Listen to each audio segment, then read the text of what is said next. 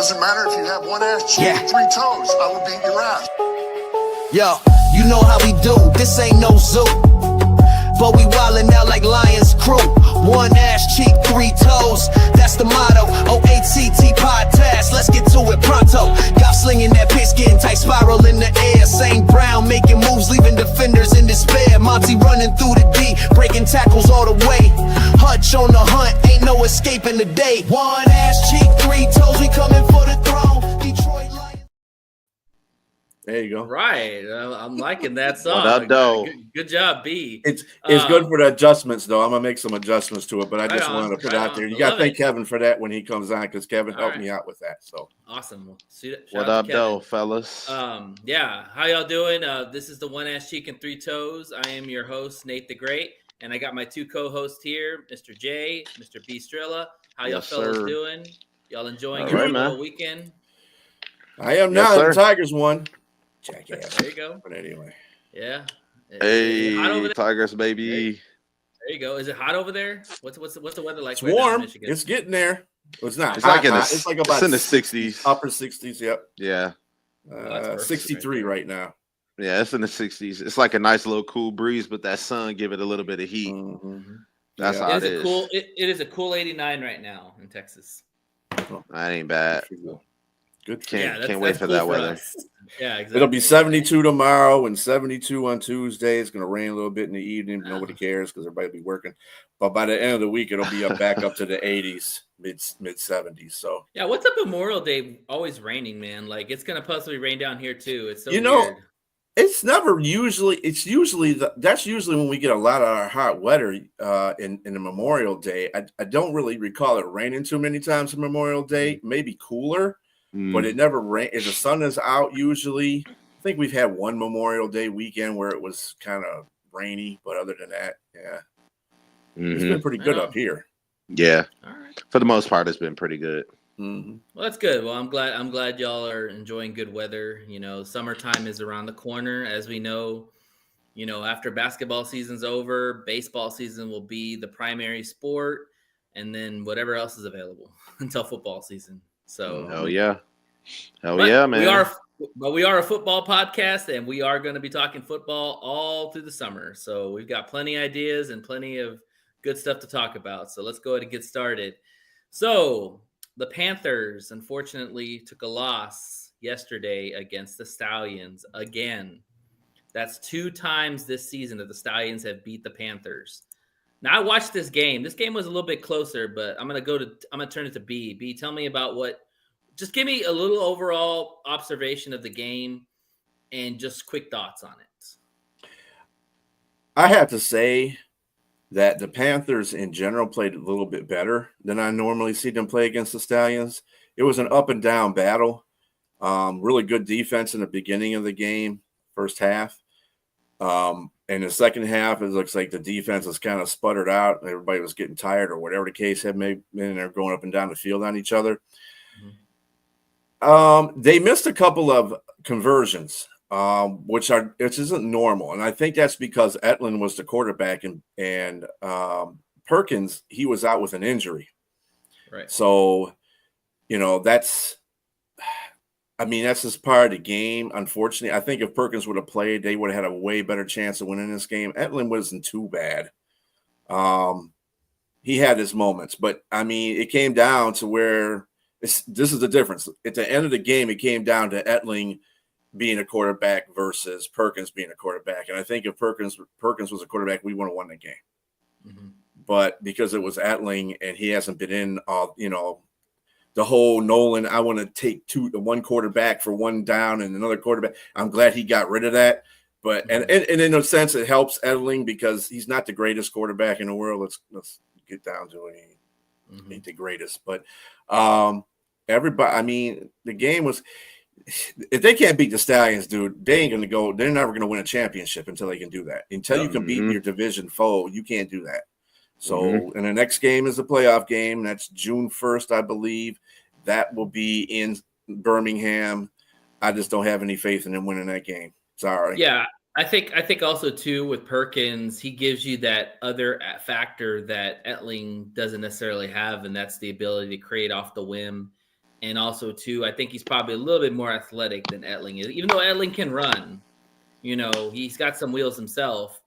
Perkins is probably a little bit more shifty and able to escape the pocket, and yeah, it's Who's going to the be better interesting to see passer? probably Perkins is a better all-around quarterback. You remember he Yeah. was the backup with the Rams. When Stafford was out, he was the starter. So, I mean, he's got that NFL. He's got that experience. I guess we went to the UFL because, I mean, he was a good enough quarterback to play for the Rams for when they needed him to play. But to have him be a primary secondary quarterback, no, that wasn't going to help. And also too, Etling won a Super Bowl ring with Tom Brady as the quarterback. Like he was one of the quarterbacks behind him for the Patriots. Like it was with the Rams. Etling or Perkins? Etling. Oh, Perkins. Etling. Yeah. Oh, Etling was. Oh, yeah. Etling won. They both ring got with Super Bowl rings because Perkins Yeah. was the backup to Stafford when Yeah. he won the Super Bowl. So I mean, I've seen both play. I honestly don't like either one of them, to be honest with you. I mean, Perkins is probably Perkins is probably my somewhat favorite because of just the way he can move, So I would probably think that Perkins will start for the championship game, but we'll see what the injury is and hopefully he's recovered. Go ahead, Jay. Did you have anything?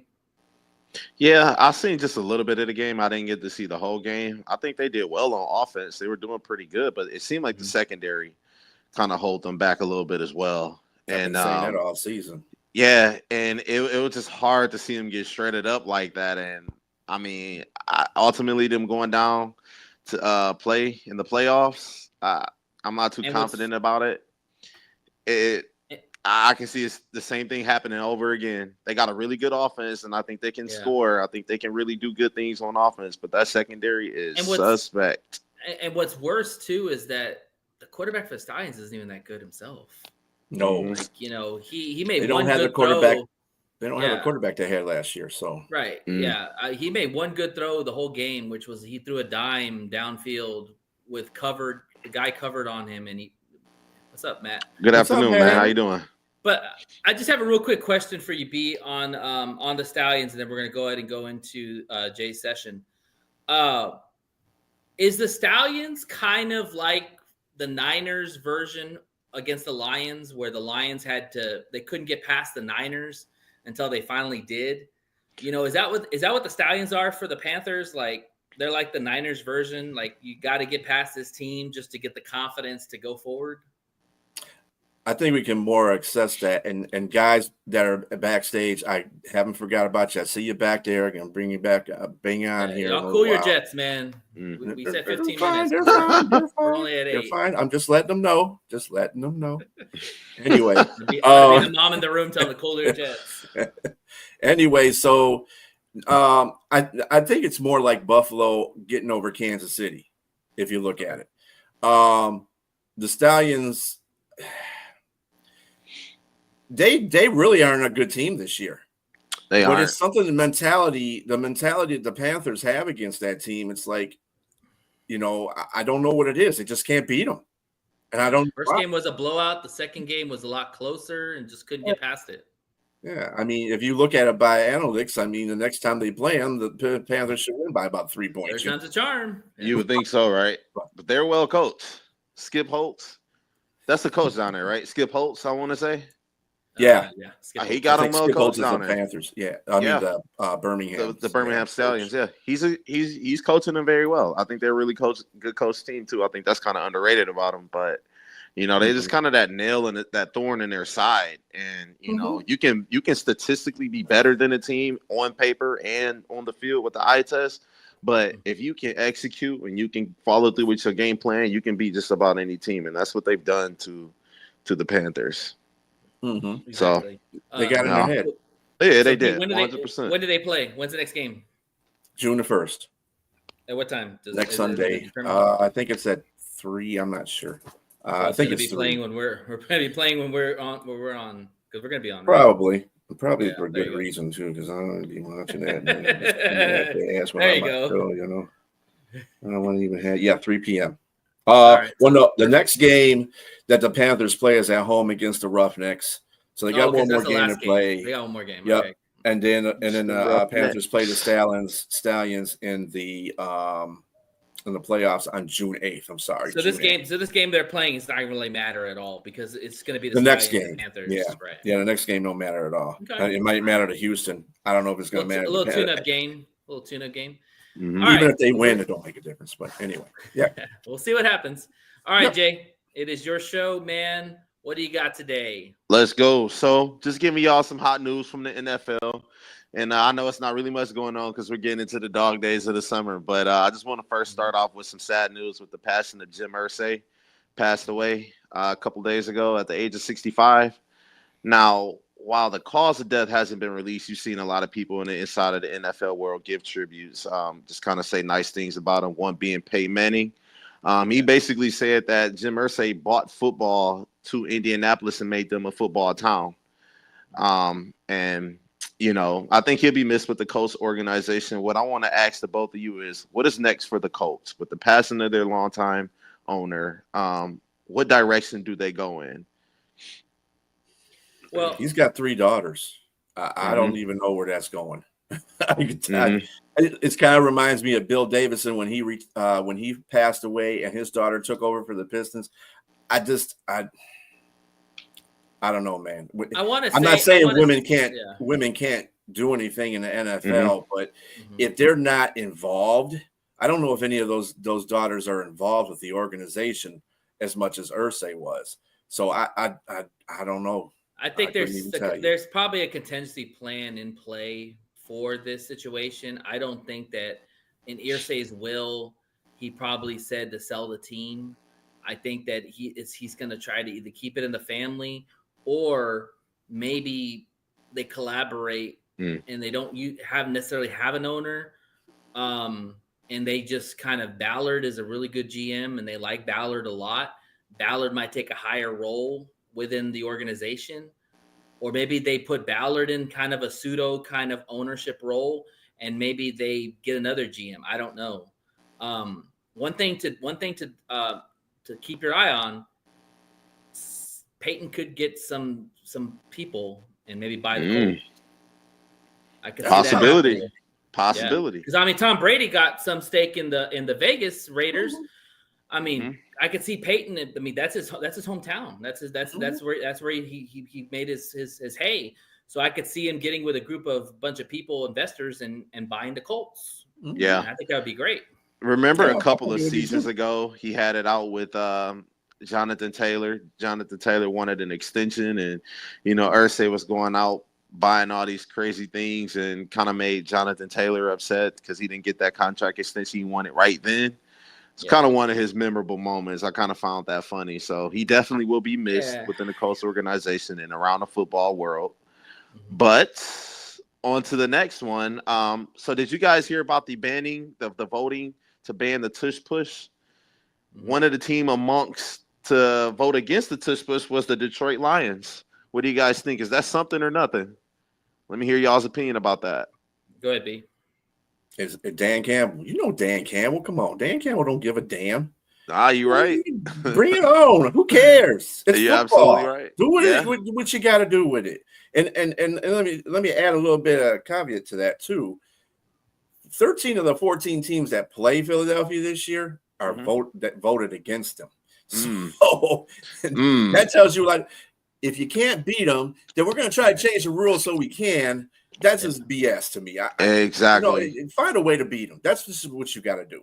You're right. I'm going to play a little devil's advocate here and say that we didn't play them. We didn't play them this season, whether in the regular season or the playoffs.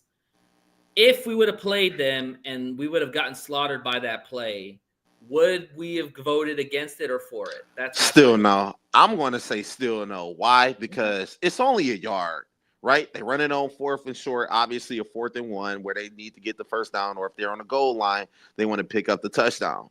I'd say no, because it's not some big dynamic play. And hell, we do the same thing when it comes to running our running backs. Panay Sewell damn near picked up David Montgomery and try to carry him for a first down whenever he's stuffed at the line of scrimmage, right? So why would we want to ban the tush push? It definitely benefits us in a great way as well. So I'm not against the tush push at all. There's some truth to that. There's some truth to that. I mean, I just think it would be interesting to see what we would have voted for if we would have played. Yeah. While look, think of it this way, Nate. While we don't have a quarterback sticking his head down trying to pick up the first down, we have a running back. If he's stuffed at the line of scrimmage, our whole line will try to pick him up and push him across the line to get the yards to gain the first down. I get it. Just figure out a way to stop it. Just figure out a way to stop it. It's football. It's so football. much. Right. It's so many other crazy I'm all ears things on how to stop it because it's so many other crazy things. You can't stop it consistently. You can maybe stop it 1 out of 5 times. But and to put your point, and I know this is the AFC debate today, so I had to put Kevin on blast on this one about the Buffalo voting against them too, because I was like, you do the tush push just as much and at a better rate. They're the only team that did it with a bigger, stronger quarterback.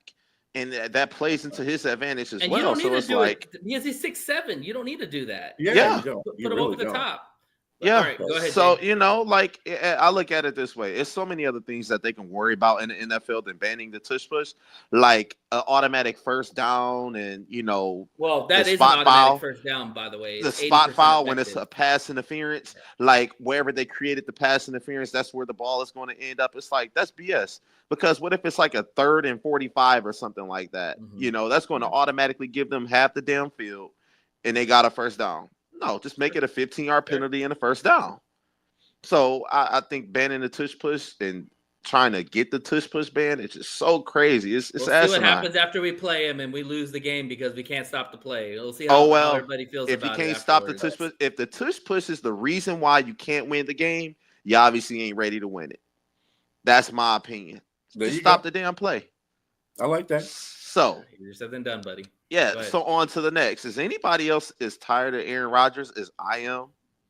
Because he had a little interview. Why you bringing him up right now? But go ahead. I really, to tell you the truth, I haven't heard about anything really. Go ahead. This whole week about him. What has he done now? What is he done now? I had to say this. So a reporter asked him, "Hey Yoli, how you doing?" So a reporter asked him about a team where he was going to end up, basically, what team he was going to play for this season. And he threw out there, well, this team plays in Chicago on the road, So it's 3 teams, obviously, that he's narrowed it down to. One being the Minnesota Vikings and the other being the Pittsburgh Steelers. What do you guys think about that? Is this something or nothing? Nothing. The Steelers, nothing at all? There's already a rumor that's out there that they've already started talking contract with the Steelers.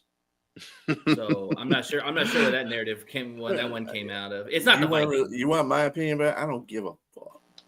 That's what my opinion is. Okay. On that note, Aaron Rodgers. J Train, what's going on, buddy? What's up, J Train? Yeah, I'm just tired of it. I'm just tired of hearing about it. Everywhere it's just like he pops up on my news feed. Dude, just retire, man. Just retire. It's like if you want to play, it's obvious, right? Really quick, it's obvious that you don't want to play football because you ain't out there with the team looking at film. You're not doing anything to. He's not even worth the air. He's not even worth the air. Who's talking about it? And this is the very reason why Aaron Glenn and that GM let him go out of New York because they asked him, do you want to play football? And he's not really showing that he want to play football right now. So, what's up, Robbie? How you doing, man? So, hey, just disappear. If that's what you want, just disappear. Yeah. Go back into your Awashuka or whatever the hell hut and do enemas. Yeah. Enemas, dang. All right. Well, thank you, Jay. Thank you, Jay, yes, for the J News of the day. And we are now going to start our AFC debate. So let's go ahead and bring on the players. Well, first of all, I do want to do something because I did promise one person in particular that I was going to do it. So when I bring him on, actually, I'm going to get him a little flavor. So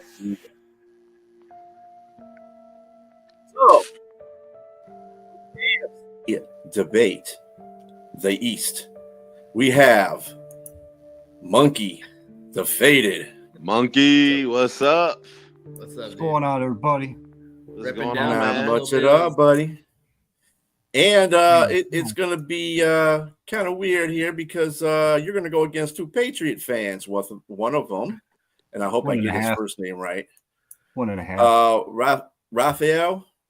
Oh, he's already got the flag. Oh, wow. He's got the mat. I love it. I love it. Welcome, Raphael. And you're muted, by the way. You're muted, brother. Yeah, you're muted, I my just there got you it go. off my notice.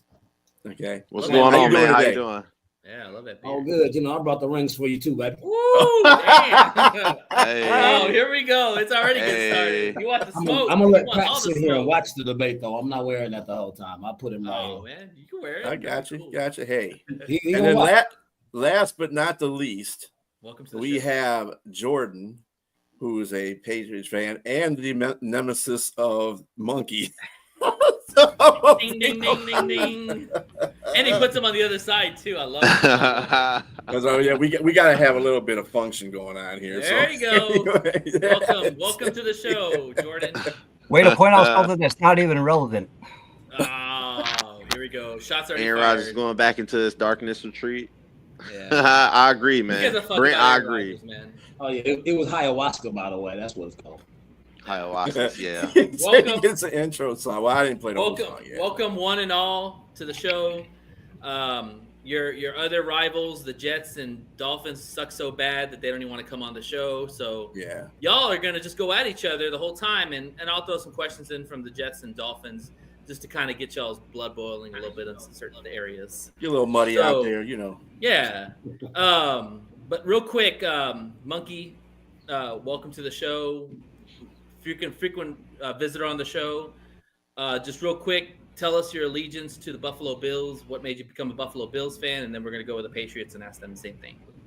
Oh, I've been a Bills fan since birth. All I've been right. watching it. My dad really didn't like football. Parents used to put it on. And as a baby, I'd cry. They'd put it on. I'd be quiet. Well, they end up having to watch football. So there you go. There you go. Life is solved in so easy ways. All right. And it's Raphael. Tell me why you became a Patriots fan.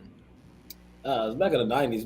My brother played at Washington State. So, he was a big Drew Bledsoe fan. So I'm from Anchorage, Alaska. I'm on the West Coast, but we rock with him. They're rocking with him for a long time. Yeah. Okay. You don't have Nice. a football team, so you can pick whoever you want to be. Like, But folks try to tell me I'm supposed to root for Seattle. I'm like, bro, that's not actually that close. Yeah, it really isn't. 3.5 hour They're flight. on their own little world, man. It's like Hawaii. Jeez. You know? Yeah, it takes 3.5 hours to fly to Seattle from Anchorage. They ain't that close. Right on. Well, shout out. Thank you for coming. And on the you show. root who you root for? Yep. Exactly. And it's Jordan, right? Yep. Yes, sir. Okay. All right. Tell us how you became a Patriots fan.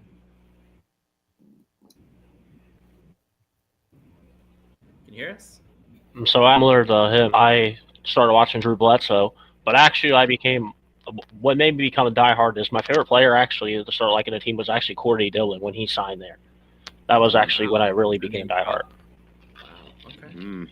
Because I was 10 years old when Cordy Dillon signed to the Patriots, and that's when I really start following the team and start liking them. And then ever since 2003, 2004. Right on. All right. Well, thank you for coming to the show. Nice. Fun fact about Drew Bledsoe: he has his own wine. Did y'all know that? Yeah. It's like the Double D or something like that. It calls it. Yeah, I he's didn't got know a bunch of that. vineyards out there in Cal- Yeah, so shout out to Drew Nice. Bledsoe on that. That's Nice. a new NFL thing, you know. Yeah. Like Charles Woodson has his own brandy and that kind of That's stuff. where everybody's getting into the wine business, Yeah. and people aren't drinking as much Nope. anymore. So it's kind of funny. All right. Another fun fact: gonna- Drew Bledsoe played for the Bills later in his career. Yeah. Mhm. I met him actually.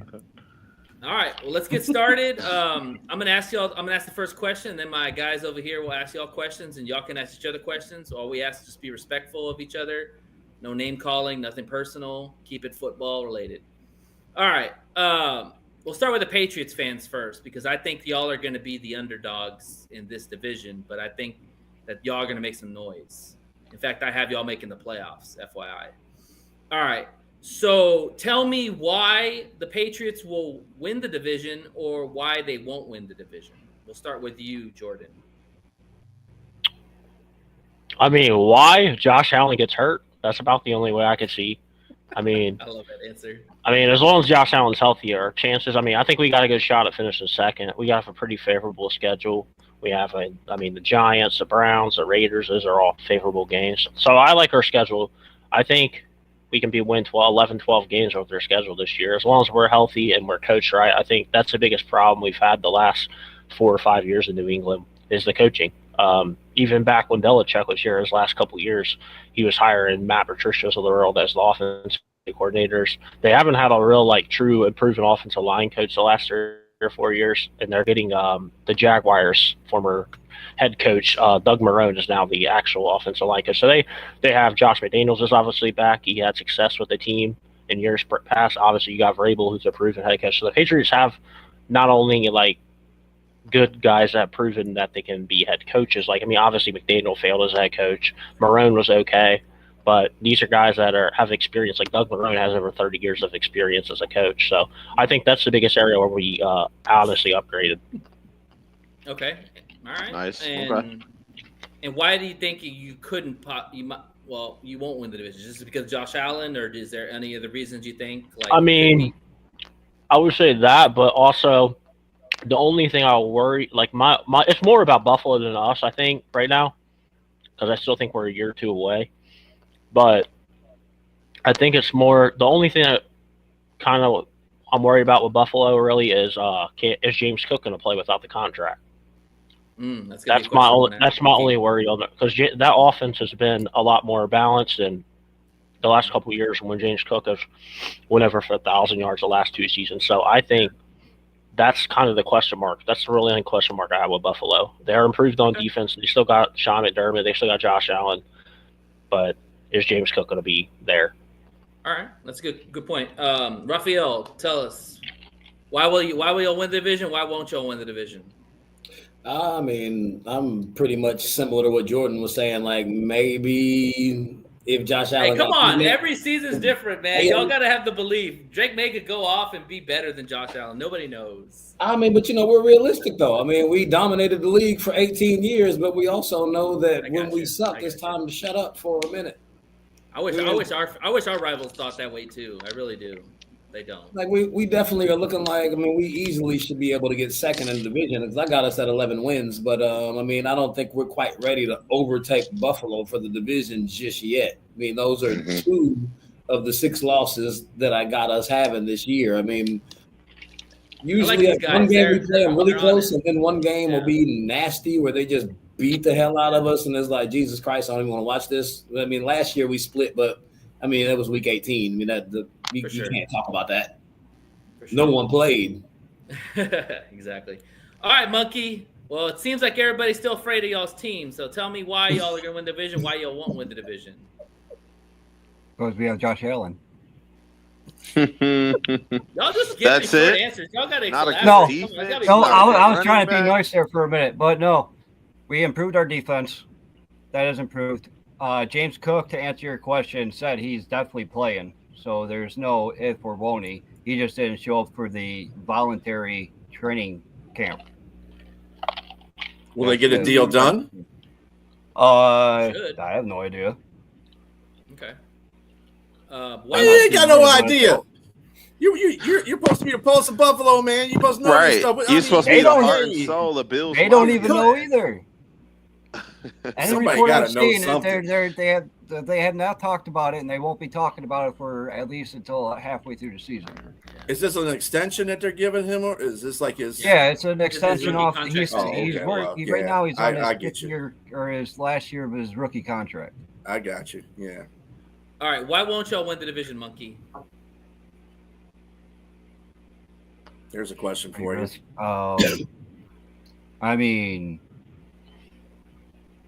Injuries, I guess. It is. First off, Dolphins and the Jets, they aren't even close of being relevant. I like what New England did with their draft. They definitely improved in their everything. They had a good offseason. Good luck with Diggs in that locker room because he's going to be complaining he's not getting the ball enough. or you're going to see May's interceptions go through the roof because all they got to do is cover him, and they'll pick him off left and right. But, yeah, it's kind of the Bills are the most well-rounded team. They're one of the top Super Bowl favorites, and I don't see a reason why that should change. Okay. All right. Y'all go ahead. What questions y'all have? Yeah, I got a question I'm going to start with Jordan first. Give me realistic expectations you have for your team this season. So it's hard to say. I mean, obviously, first-year head coach. Obviously, Vrabel's first year with the team. Obviously, he has experience. But honestly, any other year, probably with our improved roster, I would say 9 wins would be my expectation, around 8-9 wins. But I think our schedule is kind of the reason why a lot of people are picking this team to win 11-12 games. I've seen even as high as 13 games for some people. Like, I've seen people project 13-4 for this team because of the schedule. That'd be a hell of a change from yeah. Other. Wow. So I have us. I think anything less than 10 wins, 9 wins is a disappointing season. With the improvements they made on the roster, the coaching staff, and then if you also put that in with the opponents they're playing, they're playing a lot of bad quarterbacks this year. I mean, they got the Giants. They play the Giants like week 13 or 14. 13. It's the week before a bye, and the Giants might not have Brian Daboll. Who knows who their quarterback's going to be? Pittsburgh. Someone say that's y'all's kryptonite, man. Going back to the Super Bowl. Just saying. No, Eli Manning was our kryptonite, but anyway. And the D-line, but they had an amazing D-line. Oh, yeah, they had an amazing D-line. They had Strahan, they had Tuck. They had a great D-line back then. So Pierre-Paul. Yeah, that was more of our kryptonite. That was more of our kryptonite than anything, really. And Coughlin was a good, solid coach back then, too. That's underrated. But I think our schedule was a big reason why I think we're probably a little 2 to 3 wins more this year. It's just because of our schedule. I mean, like I said, we play a lot of bad quarterbacks. Even the Raiders, like week 1, I feel good about. You got Geno Smith, their first year with Pete Carroll. They got some young talent on the team. But, yeah, just the schedule plays out favorable, I think. Okay. Raphael? Yeah, I mean, we have the 3rd weakest strength of schedule coming into the season, so that definitely plays into it. I mean, we do have history with some teams, just like we should be able to sweep the Dolphins, but we play at Miami in week 2, and I ain't never picked us to win over them in South Beach. It just doesn't happen. It doesn't make sense, but it doesn't ever happen. So, I mean, I'm outside of that one being an outlier where I think we will be favored, but I wouldn't even pick us to win it. But the rest of those games, I mean, like we made crazy improvements. I mean, between picking up Travion Henderson out of Ohio State. I mean, like he's about to be the new wave of the 3rd down guy. You know, we don't have a James White anymore. I think he's about to play that role, come in. Like, you know, he's a good pass blocker and a pass catcher, but he's way more explosive. We usually don't have a 3rd down guy that can actually hit you a home run as well. I mean, Trayvon Diggs, Stephon, my bad. We didn't get Trayvon. But Stephon is definitely, a crazy addition as we have been without a number 1 receiver forever. I mean, Brady was putting a Band-Aid on our lack of wide receiver and actual weapons for decades because we just let him do it. I mean, picking him up now, that frees up Douglas. Now he's a number 2 guy. We picked up Mac Hollins. He's a nice little slot guy that we got from you. I mean, it's letting the offense open up a little bit. I mean, Hunter Henry is reliable, good blocker. Austin Hooper is decent. He actually is a little bit more explosive than Henry. So he's got quite a few more options on top of the fact that Drake May can run. So, I mean, he can get out, stretch the defense a little bit. You can't just stack the box on us anymore, knowing what we're going to do. I mean, we were able to run last year, even knowing that our pass offense was trash. I mean, we were last in the league in passing last year, but 13th in rushing. So even with everybody stacking the box, we were still successful running. I mean, you take that with the new offensive lineman that we picked up. I mean, we drafted a new center from Georgia. Then we got Will Campbell at left tackle. But we didn't just leave it to the rookies, though. So, I mean, we brought in I can't think of Buddy's name, the center from the we brought in Morgan Moses as right tackle. Yeah, it's like we got backup plans and contingency plans for that. So I mean, it's definitely gonna work. We didn't just get one thing to plug a hole. We got new people to sit in these spots, and we got people to back them up. So if they don't pan out, we got another guy to come plug that hole. So, I mean, it is collectively between that, the defensive line. I mean, between we drafted a couple of tackles. I mean, everybody's looking at Milton Williams. He's going to come in and immediately do dirt. Our defense was already pretty solid. So, I mean, you match that with we bringing back Gonzo and picked up Davis. Yes, I mean it's everything's looking up. I mean, our defense should be better. The offense should be far better. So, I mean, the 11 wins, that's absolutely doable. I mean, that's a crazy flip from 14 and 13, or from 4 and 13 to 11 and 6, and possibly higher. Mm-hmm. Just ask y'all real quick. So BetMGM has the Patriots at 8.5 wins. So you guys are obviously taking the over. So do y'all take the over on that, right? Oh, easy. I think they're even going to win more than that.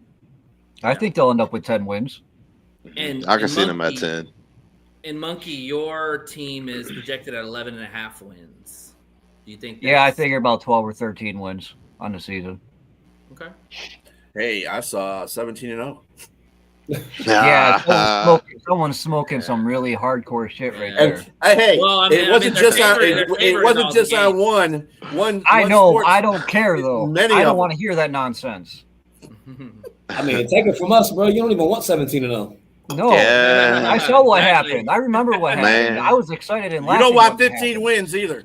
Nope, you sure don't. I noticed that those teams who win have record-breaking, like not contracts, but records. You know, they do not do well in the playoffs or in the Super Bowl. I know for sure. So, Monkey, for you, expectations, realistic expectations for your team this season. Well, like I said, 12, 13 wins. I could see them going to the Super Bowl. I don't see why not. I mean, we were in the AFC Championship game last year. We just got to get over them damn Chiefs. That's basically about it. Yeah, and I really have to ask you this really quick, Nate. I really have to ask you this, Monkey. Now, Sean McDermott, he's actually been kind of vilified a little bit. He's been talked down upon because he just seemed to can't get it done. What do you think about that? I think you're listening to a very few people that just congregate together, because most people are fine with him. They do question him when they lose, but that happens when any team loses. They question their coach and they question their quarterback. They always do it, and that's all you hear every time any team loses. It is irritating, the fact that you cannot hold it against Sean McDermott for every single time we've lost. So on the note that J-Train asked this question a bit earlier, do you think he's gonna get paid the money he's asking? He's not getting $15 million a year. It's not happening. It's just not.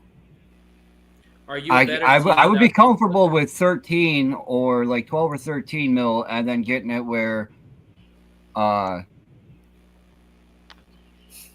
y'all laugh about this wide right, but you act like it was a chip-in shot. It was a 45-yard kick. I don't get it. I really don't. Are y'all a better team without James Cook? Are we a better team? We don't know. We don't know what we look like without James Cook. I mean, who do you have back, like the number 2 running back? Who do you have at the number 2 running back? Ray Davis. Yes. Do you think that he's able to get the? I think this is no insult to Buffalo, but I don't think you are the same team without him, because Cook is able to break off big yardage for like explosive plays, and Buffalo thrives off of that. Whether it be from Josh Allen or from Cook, they thrive off of big explosive plays, and if you don't have that in James Cook, I mean, you're going to be fighting and trying to get very tough yardage. Something Cook is your best back. Cook is there. Cook is the guy. I'm not debating that whatsoever. But to sit there and say that Ray Davis can't do shit is kind of ridiculous. But it's two different running backs. Like, I think Ray Davis is a bigger running back compared to Cook is more of a speed back, kind of like a Jahmyr Gibbs type of guy. Yeah, Ray Davis is a north and south running back, where Cook is Robbie. the West He just running back. He just said he was playing, so he's not holding out, buddy. James Cook said he was playing, so I'm going to take him for his word. People are overreacting like they normally do about people not showing up to voluntary mini camps. Like, I mean, if he doesn't show up to mandatory, then that's a problem. So that would be an issue. I can see that being an issue because you can't do that. I mean, it's not good for you and it's not good for the team, regardless of what you want or what you plan on doing. I mean, eventually, whether you hold out, whether you get paid or get traded, you're not going to be in the very best of shape when you go to get going. You're going to be behind. You're going to be slacking. Look at what happened to Le'Veon Bell. It doesn't work. At a running back, it doesn't work. You can't do that. Not to mention, it's not like he's making a shit ton of money where he can afford to sit out and get fined for every practice he misses. Right. And his brother needs to shut the hell up. Yeah. So I got a question for the Patriots guys. Talk to me about Drake May, because I like Drake May. I actually think Drake May was probably, in my opinion, coming out of college, was better than Caleb Williams. You know, because of just the way he could throw from the pocket. He's just as athletic as Caleb. He just doesn't throw those crazy off-platform throws like Caleb does. But he's definitely more accurate, and he definitely throws a better ball than Caleb Williams, in my opinion. Like, what is the expectations for Drake May this year under Josh McDaniels? That's a double loaded question right there. The way you just went in on Caleb Williams, is Caleb Williams is hands and like he's way better than Drake May. Like, I don't even know where this accuracy thing you got from. Like the same. I watched a lot of college ball, and I was not impressed with Caleb Williams, man. I saw a lot of Drake May film. I got Caleb can throw from the pocket better than Caleb. Drake May can throw from pocket better than Caleb Williams can. Than Caleb Williams. Caleb Williams had absolutely zero offensive line, and his running game was trash too. He had no opportunity, and it was the same thing at USC. His USC line was just as bad as the Bears. I mean, the I don't even understand how the Bears line could be worse than his college. You guys are Detroit fans. How can you be standing up for Chicago right now? Chicago is ass. You guys call it Chicago for a reason. Come on. Also, North Carolina runs more of a pro style offense. So Caleb didn't play at the pro style offense, and a lot of his throws were running away from the pocket, like running east and west, to where Drake May would step up in the pocket and could just throw darts down the field. That's why I think his game transitioned better to the NFL. That's why I like Drake May. Like, I get it. Caleb's more talented than Drake May is, but Drake May is a better thrower than Caleb Williams is. Yeah, you know, I as a Detroit Lions fan who hate everything Chicago, Illinois, and I especially being a Michigan fan, but I'd have to say I do think that Caleb Williams is a bit better. I think he's bigger. He has a bigger stature. He's a little bit more tougher. And, I mean, to what's his name, Raphael's point, Caleb Williams didn't have a line. I mean, really, he was literally being chased as soon as he hiked the ball. I'm sorry, but as soon as he hiked the ball, he had 3 or 4 defenders in his face. He had to run out of the pocket. Otherwise, he'd get sacked. There were times he could throw for the pocket, but he held on. It was reason why he was the most sacked quarterback in the NFL last season. You know, with like 60-something sacks. And it wasn't due to him just trying to be able to extend plays with his feet. He was getting rushed like crazy. So, you know. But, yeah, F the Bears. Go Lions. Well, here's a question here, too. How far do you think New England will make it? If they get in the playoffs, how far would they go? I mean, I got us in a wild card. And as a wild card, more than likely, that's the end of the road. If you asked me to put money on it, I mean, I could give you a scenario where we really actually make it somewhere, but all the cards would have to fall and the stars and the planets align and everything else. But that would be a huge victory if you all made the wild card. From going from a 3-win or 2-win team to a wild card, that's a huge turnaround. Oh, it is. I mean, I expect us to make the wild card this year, given our schedule and the turnaround for our roster. Like, everything is in place for us to do that. If we don't make the wild card, that actually would be a fail. Mm-hmm. I agree. You didn't have to say one and done. I mean, it's yes, Matt Henry had to say one and done. There's your Bears fan right there. Yeah, I got some haters, man. I don't like how that sounds. I said we'll make it to the wild card, and that'll be the end of the road. Now, another question that was posed too. In your division, you got Hill and Ramsey on the Dolphins. Trade speculations or letting them go to another team. Do you think that's going to be? Is that going to possibly be something that they do by the end of the or by the trade deadline? Either one of those Miami guys is a will get dumpster moved. fire. Yeah, Everybody wants out. I can see Ramsey going before Hill just because Hill's price tag is so big. Like who has the money to take him? And especially at this point in his career, he's like almost 30 years old too. No, he is. He's like what, 31, 32? Was he getting 30 mil a year? Mm-hmm. I think we might be the only team that has the cap space to take him, and they ain't trading him to us, so he's not leaving. Yeah.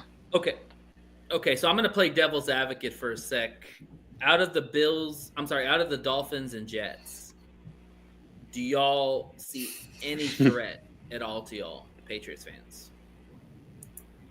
No, Jets are a sweep. Dolphins beat us in South Beach because it's too hot, and we keep playing them week 2. It's like, all right, it's going to be like 8,000 degrees out there, and then they'll beat us at home, and we'll split like we always do. But outside of that, we're not worried about the Jets.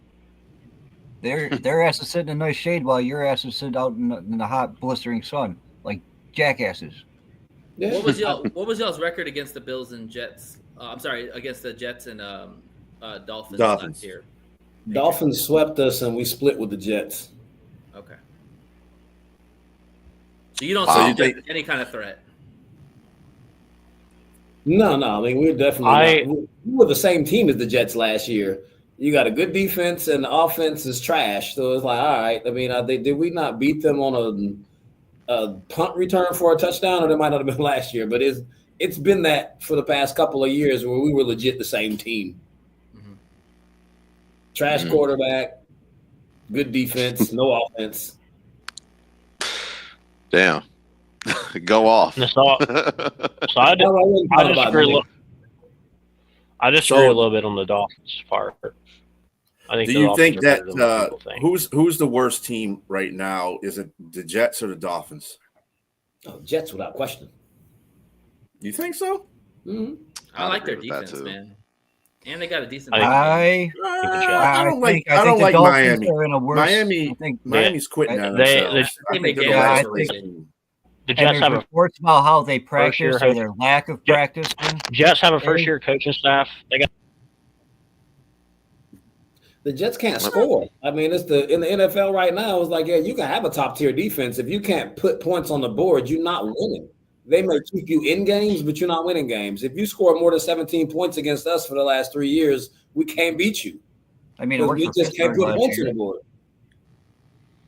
I can see. Yep. I can see it being a definite. My bad. Go ahead, Nate. No, go ahead, Jay. I was going to say I can definitely see it being the Dolphins right now being the worst team because in the AFC East because Mike McDaniel, I mean, he is a good head coach, right? And they got multiple pieces down there, but they aren't doing anything with it. I mean, how they handled the Tua Tagovailoa situation to, paying Tyreek Hill all of the money to like additions that they made and hadn't really gotten any better or haven't moved the needle. I'd say that this could be definitely a down year for them. It could be a down year for them, and I wouldn't be surprised if he's on the hot seat this year, Mike McDaniel. If they don't make the playoffs and they don't make any noise, I can definitely see him being on a hot seat this year. So I will go with the Dolphins. I think Aaron Glenn is going to bring a different element to the Jets game by him being so good and him being with the team that he played on when he was an NFL player. He's going to bring a different type of toughness, mentality. I mean, you still got Garrett. You still got a couple good people on that Jets team. So I think the Dolphins might be the worst team in the AFC East. I have a question. My question is, by the end of the season, do you think that the Tua or Tyreek Hill will have more touchdowns or more kids? He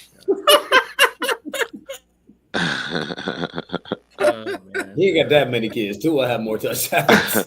Oh, he's got plenty. Yeah. On that note, I think to kind of piggyback on what Jay said about the Jets, he comes from Dan Campbell. Dan Campbell is old school mentality, run the football, play good defense. AG's already got a good defense. He's got Sauce. He's got Williams. He's got McDonald. He's got a lot of good young pieces on that defense. And if Justin Fields can just complete like 5 to 10 yard passes consistently, you can hand the ball off to Breece Hall and you can hand it off to Allen in the backfield. Like this offense has potential to be pretty good if Fields stays on schedule. That's what AG is going to have to try to do, is keep him on schedule, because that's the problem with Fields, is sometimes he doesn't always go on schedule and he struggles. But that defense is legit. That defense is good. Like, that defense is the best defense in the conference. I'm sorry, Patriots fans. I would take that defense all day over everybody's defense in this division. Yeah, but they only went 5-12 last year because they cannot score. So just like I was saying, that's what we're talking about. It's a quarterback. You can't shut everyone down. They don't score enough. Miami can win shootouts, even though their defense is nothing like ours or the Jets. But if you had to go between Miami or New York, Miami's still going to win more games than the Jets. Well, then you got to look at what happened with the Jets last year. Wins against the Bills. Was that? You got to look what happened with the Jets last year in the first place. I mean, they fired Salah in the middle of the season. Aaron Rodgers was like crap, and in causing all kinds of strife in the organization. In pure drama fashion. And then they're getting players based on their Madden scores instead of what they're actually supposed to be getting. Speed. That was great content. That has to be changed. Yeah, it was great content. But that's a culture that has to change. Great. That's what AG is there for, to change that culture in that locker room, just as Dan Campbell changed the culture in the Lions locker room. So I'm gonna give out shouts out to my guy, because AG he's going to be a better head coach than he is a defensive coordinator. I'll put it to you that way. But I can see that. He's still the guy that's going to enforce some defense. So I think the home team itself will improve. I just think Miami is just they're just hanging in the air somewhere. And yeah, they can put up some points, but they got to really be motivated to do it right now. I just don't see any motivation for Miami right now. There's too many things going on in there. There's too much dissension. I just don't see it. No. Let me ask you guys a question real quick. Over under. He's got 7 kids right now. Over under 3,897 yards for Justin Fields passing. Under. 30? Over under 28 under 28 touchdown passes. Under. You know who stats those were last year? Aaron Rodgers. And they went 5-12. Yep. Mm-hmm. Yeah. It's also 37-year-old Aaron Rodgers. Easier, but they'll be right around par with the same. I think it'll be different because mind that he will take off as well. Yeah, he's an RPO guy. Use his legs. He's RPO, so that takes out Aaron Rodgers. Yeah, he will use his leg. Yeah. And I also think they're going to try to beat up on teams. I don't see them trying to outgun teams. They're going to be trying to hold teams to under 15 points a game. They're going to want to use that defense. They want to utilize their strengths. They're going to run the football, and even if they have to kick all field goals the whole game and no touchdown passes or rushing touchdowns, they're going to try to win the game. Just hold the team to under. The Jets are going to be the Ravens 2.0. That's I can see that. Actually, win games that way. Yeah, and there's a reason. And there's a reason why AG got Justin Fields, because he got his ass torn up by Justin Fields in Detroit with Chicago every time he played him. The guy ran for over 150 yards every time against AG's defense. So if you can't beat him, you join him. Defense have a bad luck against all running or mobile quarterbacks. Well, it doesn't necessarily matter, because Justin Fields is a really good athlete. He's going to get his regardless. I mean, the guy is like a built running back. Like, Robbie likes to joke around and say, Lamar Jackson's a glorified running back. No, Justin Fields is a glorified running back until otherwise proven that he can throw the ball. I'll tell you right now. What he did against the Lions is not a good barometer for what he's going to do throughout the season. Y'all defense is not that good. No, it wasn't good. I think we still were 15-2, but that's besides the point. But AG is not a great defensive coordinator. Like I said, he's a better head coach. You know, the defensive coordinator that we got now, Shepard, he's going to be a better defensive coordinator. I think that AG is just making everything stick together. That's what it was. And that's what I like about him being the head coach of the Jets, because he's going to change that culture, and that's what he's good at. That's what I know he's going to thrive at. He's not going to be a great coordinator. And Justin Fields played well for the Steelers until Tomlin decided to go with Russell Wilson, which made no freaking sense because they actually had a winning record when Justin Fields was quarterback. And I would have liked to have seen that play out through the whole season. So I think this is the perfect situation for Justin Fields to get right. I really do. And he's got weapons on that offensive side. It's just a matter of playing good defense. I don't know. And I understand you said and the culture won't change overnight in New York. I mean, it's the same thing that happened here. New Jersey. First of all, New Jersey. This is true. But at the same time, it took a minute for it to change here too. We didn't say they were going to be a playoff team or win a division or anything like that. This is saying they're going to be a better team than Miami. I just feel they're going to be a better team than Miami. Okay. Yeah, all right, Monkey, I got a question for you. So Josh Allen's 29 years old and just got another extension. And let's say you guys don't make the Super Bowl this year. What's got to change?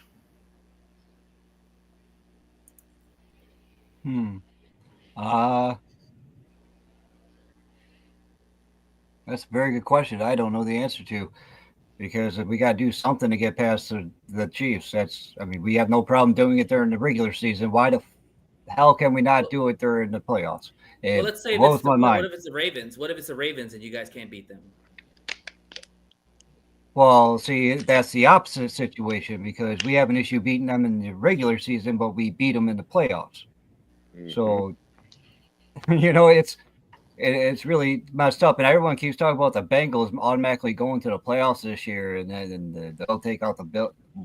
Why? What did they do that made them so much better than last year? Not nature got to argue with. Yeah. It's not even them taking y'all out. That's the thing. What you need the Bengals to do is take out the Chiefs, because they're the team that's proven to be capable of doing it. Mm-hmm. Yeah. In the playoffs. Yeah, because for some odd reason, Buffalo just can't get it done. In the playoffs. I mean, in a regular season, playoffs, whenever. It just don't a regular season, they do great. They won last year. Last year, they did good. No, we've won the last 5 years, don't. In the regular season? The playoffs. Yeah, yes, in the regular season we win. You're right. Regular season. You're right. I have to think about only that. Lost to the Chiefs once.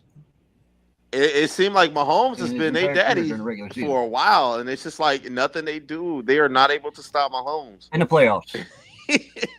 When it matters.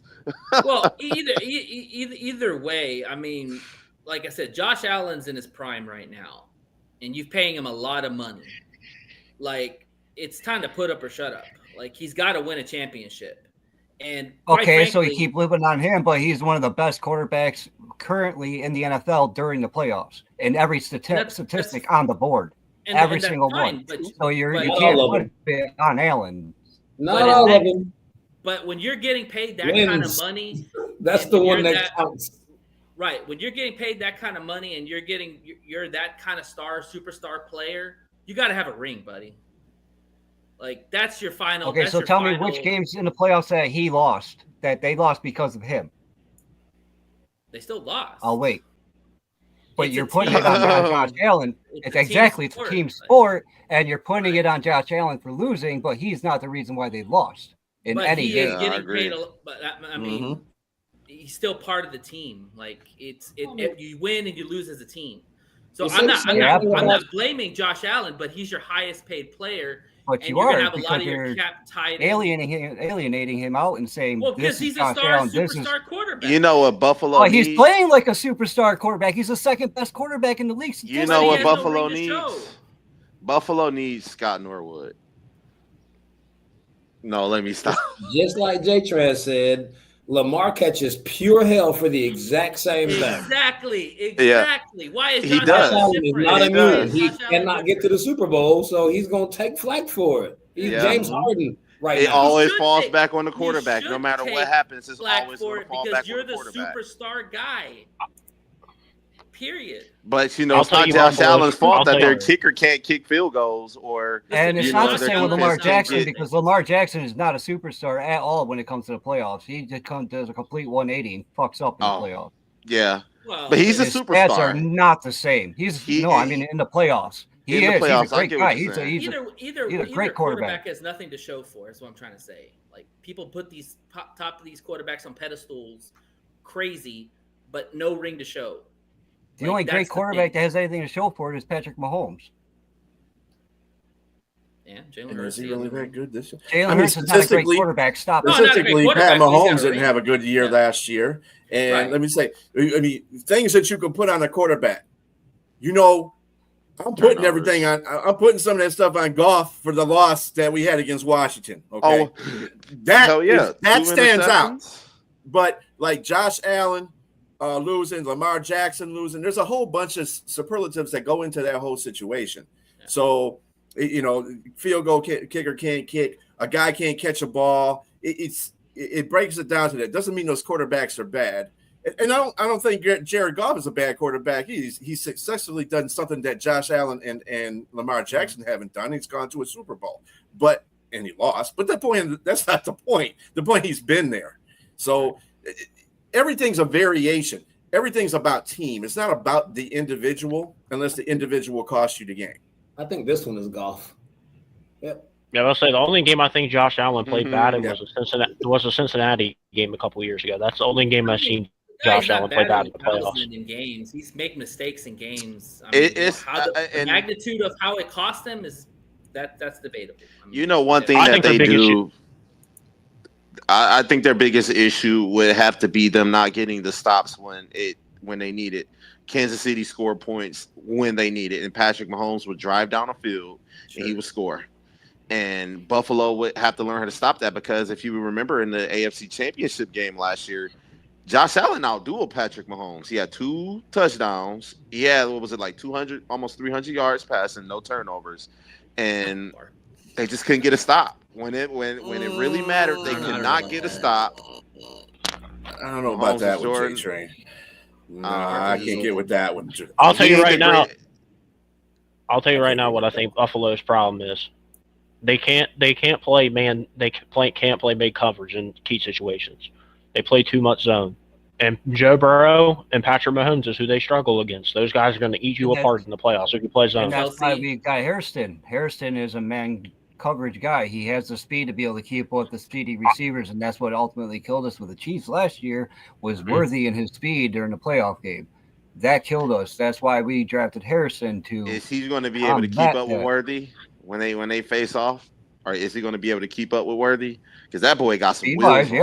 Yeah, Maxwell Harrison ran up. So does Harrison. Maxwell Harrison ran up 4.2, like 7. He's pretty fast. Yeah.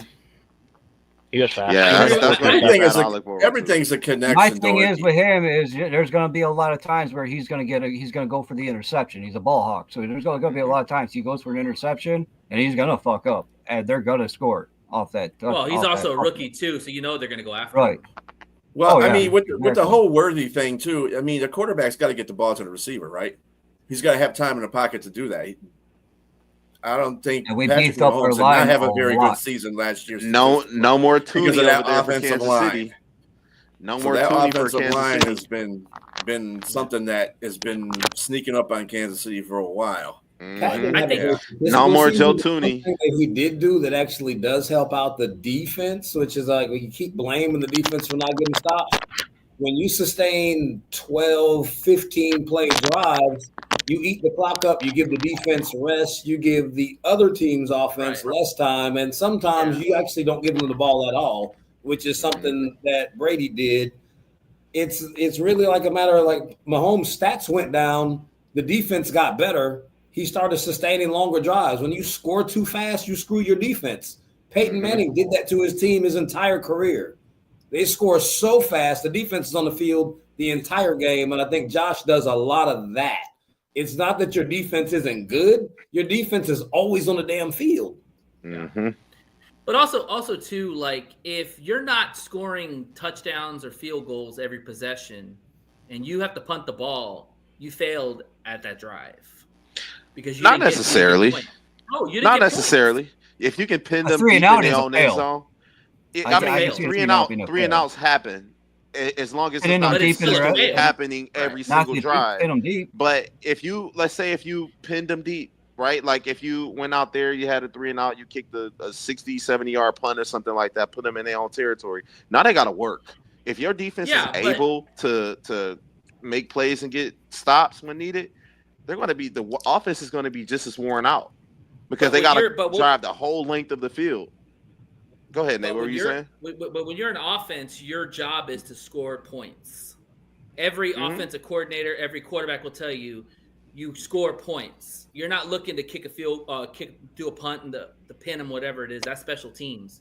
Your job is to put points on the board, get first downs, get drives, complete the drives. Yeah, but you don't score every possession, though. Right. There's also times where it's even a failure by the offense to hit a field goal too, because the defense stopped them from scoring a touchdown. They held them to the point. Yeah, like even getting a field goal. It all depends. I think it all depends on the current nature of the drive, really. Yeah, like if it's the fourth quarter and you're down 14 points, you obviously want to go for the touchdown. But if it's 3 minutes in the fourth quarter and it's just like, damn, I got to make a decision to go for a field goal, or am I going to try to go for the whole touchdown? That's going to put your coach and your team in an awkward spot because it's late in the game and you got to determine if you're going to kick a field goal, get a stop and try to score and get another stop, or if you're going to go for the whole touchdown. Well, which could possibly you should want to go for the touchdown, not the field goal, because that's 7 is better than 3. You know, of course, like you always absolutely are way better for your defense. Yeah. So I mean, you get more rest to the defense if you go longer drives. You know, Lions do that a lot. You know, because we know our defense is suspect at times. So, Jared Goff has to go out there and stay long, do these long drives and score points because he knows that the defense might give up those points. I think Buffalo's kind of that same situation. The pressure on Josh Allen to have to score every time is always high because he knows his defense is probably going to give up those points very quickly. I mean, I was leaning towards also with the whole James Cook. Another reason why James Cook is such an important part of the Bills in your argument, because he helps stretch them drives to help let the defense get them. I get what you're saying. Yeah, but don't you think it's funny though in the NFL that's really a pass-heavy NFL now? TOP is a big thing, and now running backs are starting to make a comeback like they were never there in the first place, and now everybody's using 1 or 2, 1 to 2 running backs. If you ask these old school coaches, how coincidental? They'll tell you all day time of possession is paramount. Mm-hmm. Everything else doesn't matter. If you hold the ball and you score and you keep that other team off the field, you're winning in every aspect. Yeah, because they can't score if they're not on the field. Right, and there's less time that they have to make up if you keep scoring points. Like time possession is so key, and it should be number one. That's why I don't understand why some of these offensive coordinators are more about, let's score quick. No, you want to take your time and you want to control the clock. Like, again, Detroit, using an example, one of the best things about this team is they execute time of possession. They will go on drives when they have to go on drives. 4-minute offense. We all got Sonic and Knuckles, man.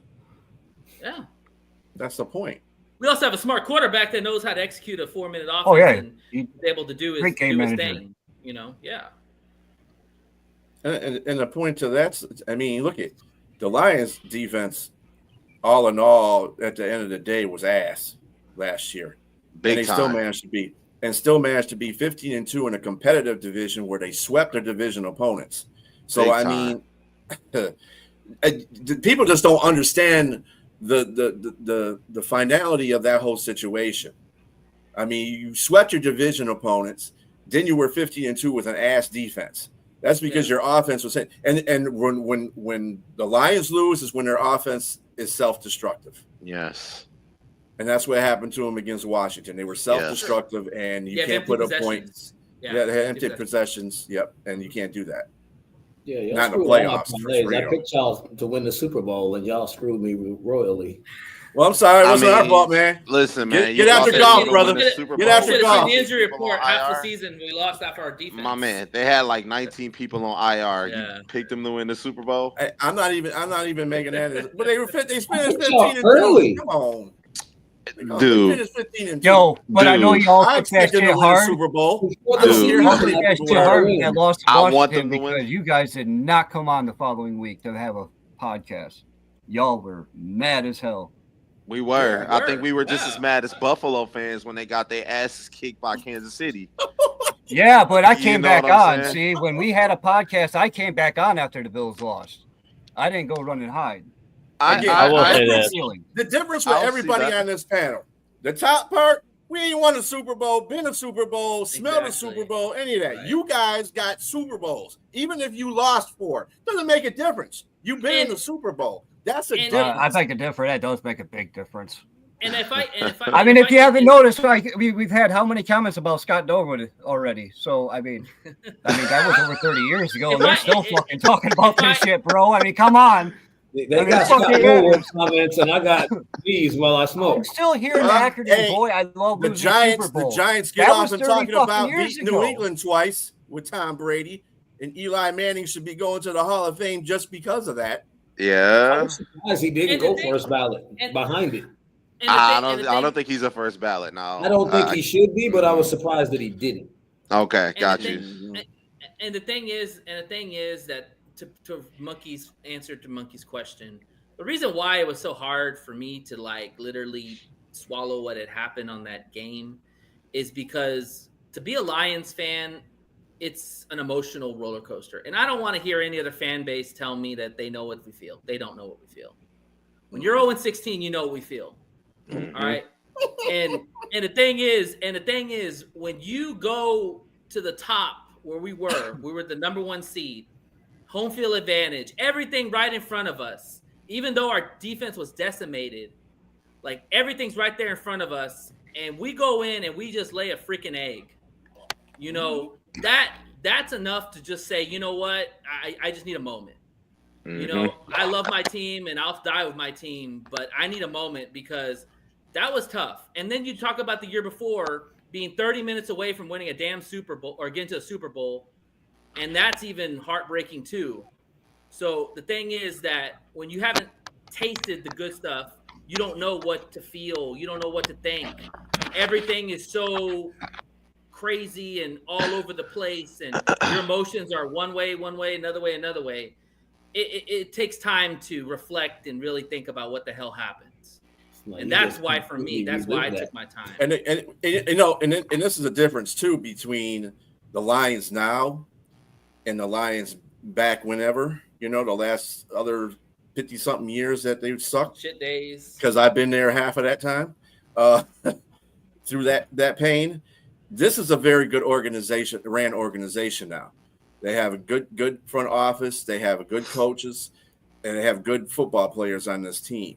So it kind of hurts you twice as much being a Lions fan when this doesn't come to flourishing, because I picked them to be the Super Bowl winner too. And I wasn't just drinking the Kool-Aid. I thought the Lions had a hell of a chance to make the Super Bowl. They had a damn good team. They're one of the best teams in it. And to look at it, I shouldn't have been far off from that. They were 15-2. I picked them to be 14-3. I didn't even pick them to sweep the whole division, but they did.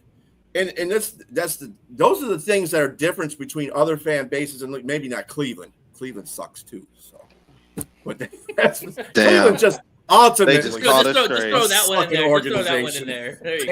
They had 1-31 record in 2 seasons back to back. Yeah. All right. Yeah, but Detroit is my FanDuel favorite. I definitely do parlays on y'all every week. We appreciate you, but don't bet on us, man, because we don't know what the hell is going to happen with us. I bet on the players, and they always deliver. This season is going to be rougher. So yeah. Save your money and bet on somebody who maybe has a little bit more, maybe more better chances, because I don't know what the hell we're going to have this year. I don't think any of us know. All right, back to the East, because this is about the East. Okay, Monkey, I got a question for you. So your receiving core, Khalil Shakur is your best receiver right now. And looks like Keon Coleman last year was 500 yards and Dalton Kincaid tight end, but he's still a receiver. We'll call it that. How confident do you feel in your receiving core going into this year? I think it was an upgrade from last year. Not by much, but we did what we did last year with what we had, so why can't we do it again? Do you expect a big step from Keon Coleman? I believe so, because he was doing fine up until he got injured. When he got injured, he started playing like scared or whatever. He even admitted it got into his head a bit. So I do expect him to make a bounce back. Everyone was upset about Kincaid's numbers. They were expecting him to be a 1,000-yard tight end last year because Diggs was gone, and who else they got to throw to was their thing. Well, they spread it around instead of just targeting someone. He's gonna throw it to the guy that's deeper down the field if he's open more. Right. And they really didn't do all of that last year. They didn't really throw it down the field. They kept it within like 15 yards for the most part. Because they were very effective running the ball. They were. Right. They ran off that. They played off that play action right. He has definitely had his moments. You know something that really got me. You know, somebody I forgot about, Ty Johnson. What is going to be his role really? Because I know he played a big role in kicking the Detroit Lions behind every third down they got. He's the third down back. Got you. And he's the receiving back. To be honest with you, I have never been a fan of Ty Johnson up until last year. Every time we kept him on the roster, I was irritated. I ain't gonna lie. I told Brian about this numerous times. And I kept trying to tell him Ty Johnson is the guy. He's the one. Yeah.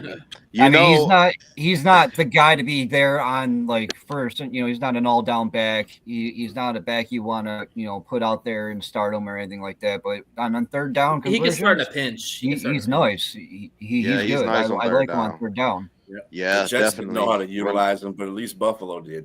Catching passes out of the backfield, man, he's actually really good at that. He's elite. Well, we tried using him as a regular running back at first when we first got him, and it just doesn't work. He can get you a good yard or two here and there, but he's not an explosive. It doesn't seem like his vision is very well. It seemed like he runs into a lot of defenders and footwork issues as well. But I mean, catching passes out of the backfield, man, I mean, you can rely on him every single time. He also likes to stand straight up. He likes to stand straight up when he goes to that line, and that's why he gets hit. He doesn't have first line vision. After he gets past that line, that's when he tears the field up. But he doesn't have first line vision. I'd agree with that. He's a quick son of a bitch, though. That dude. He is. He got wheels.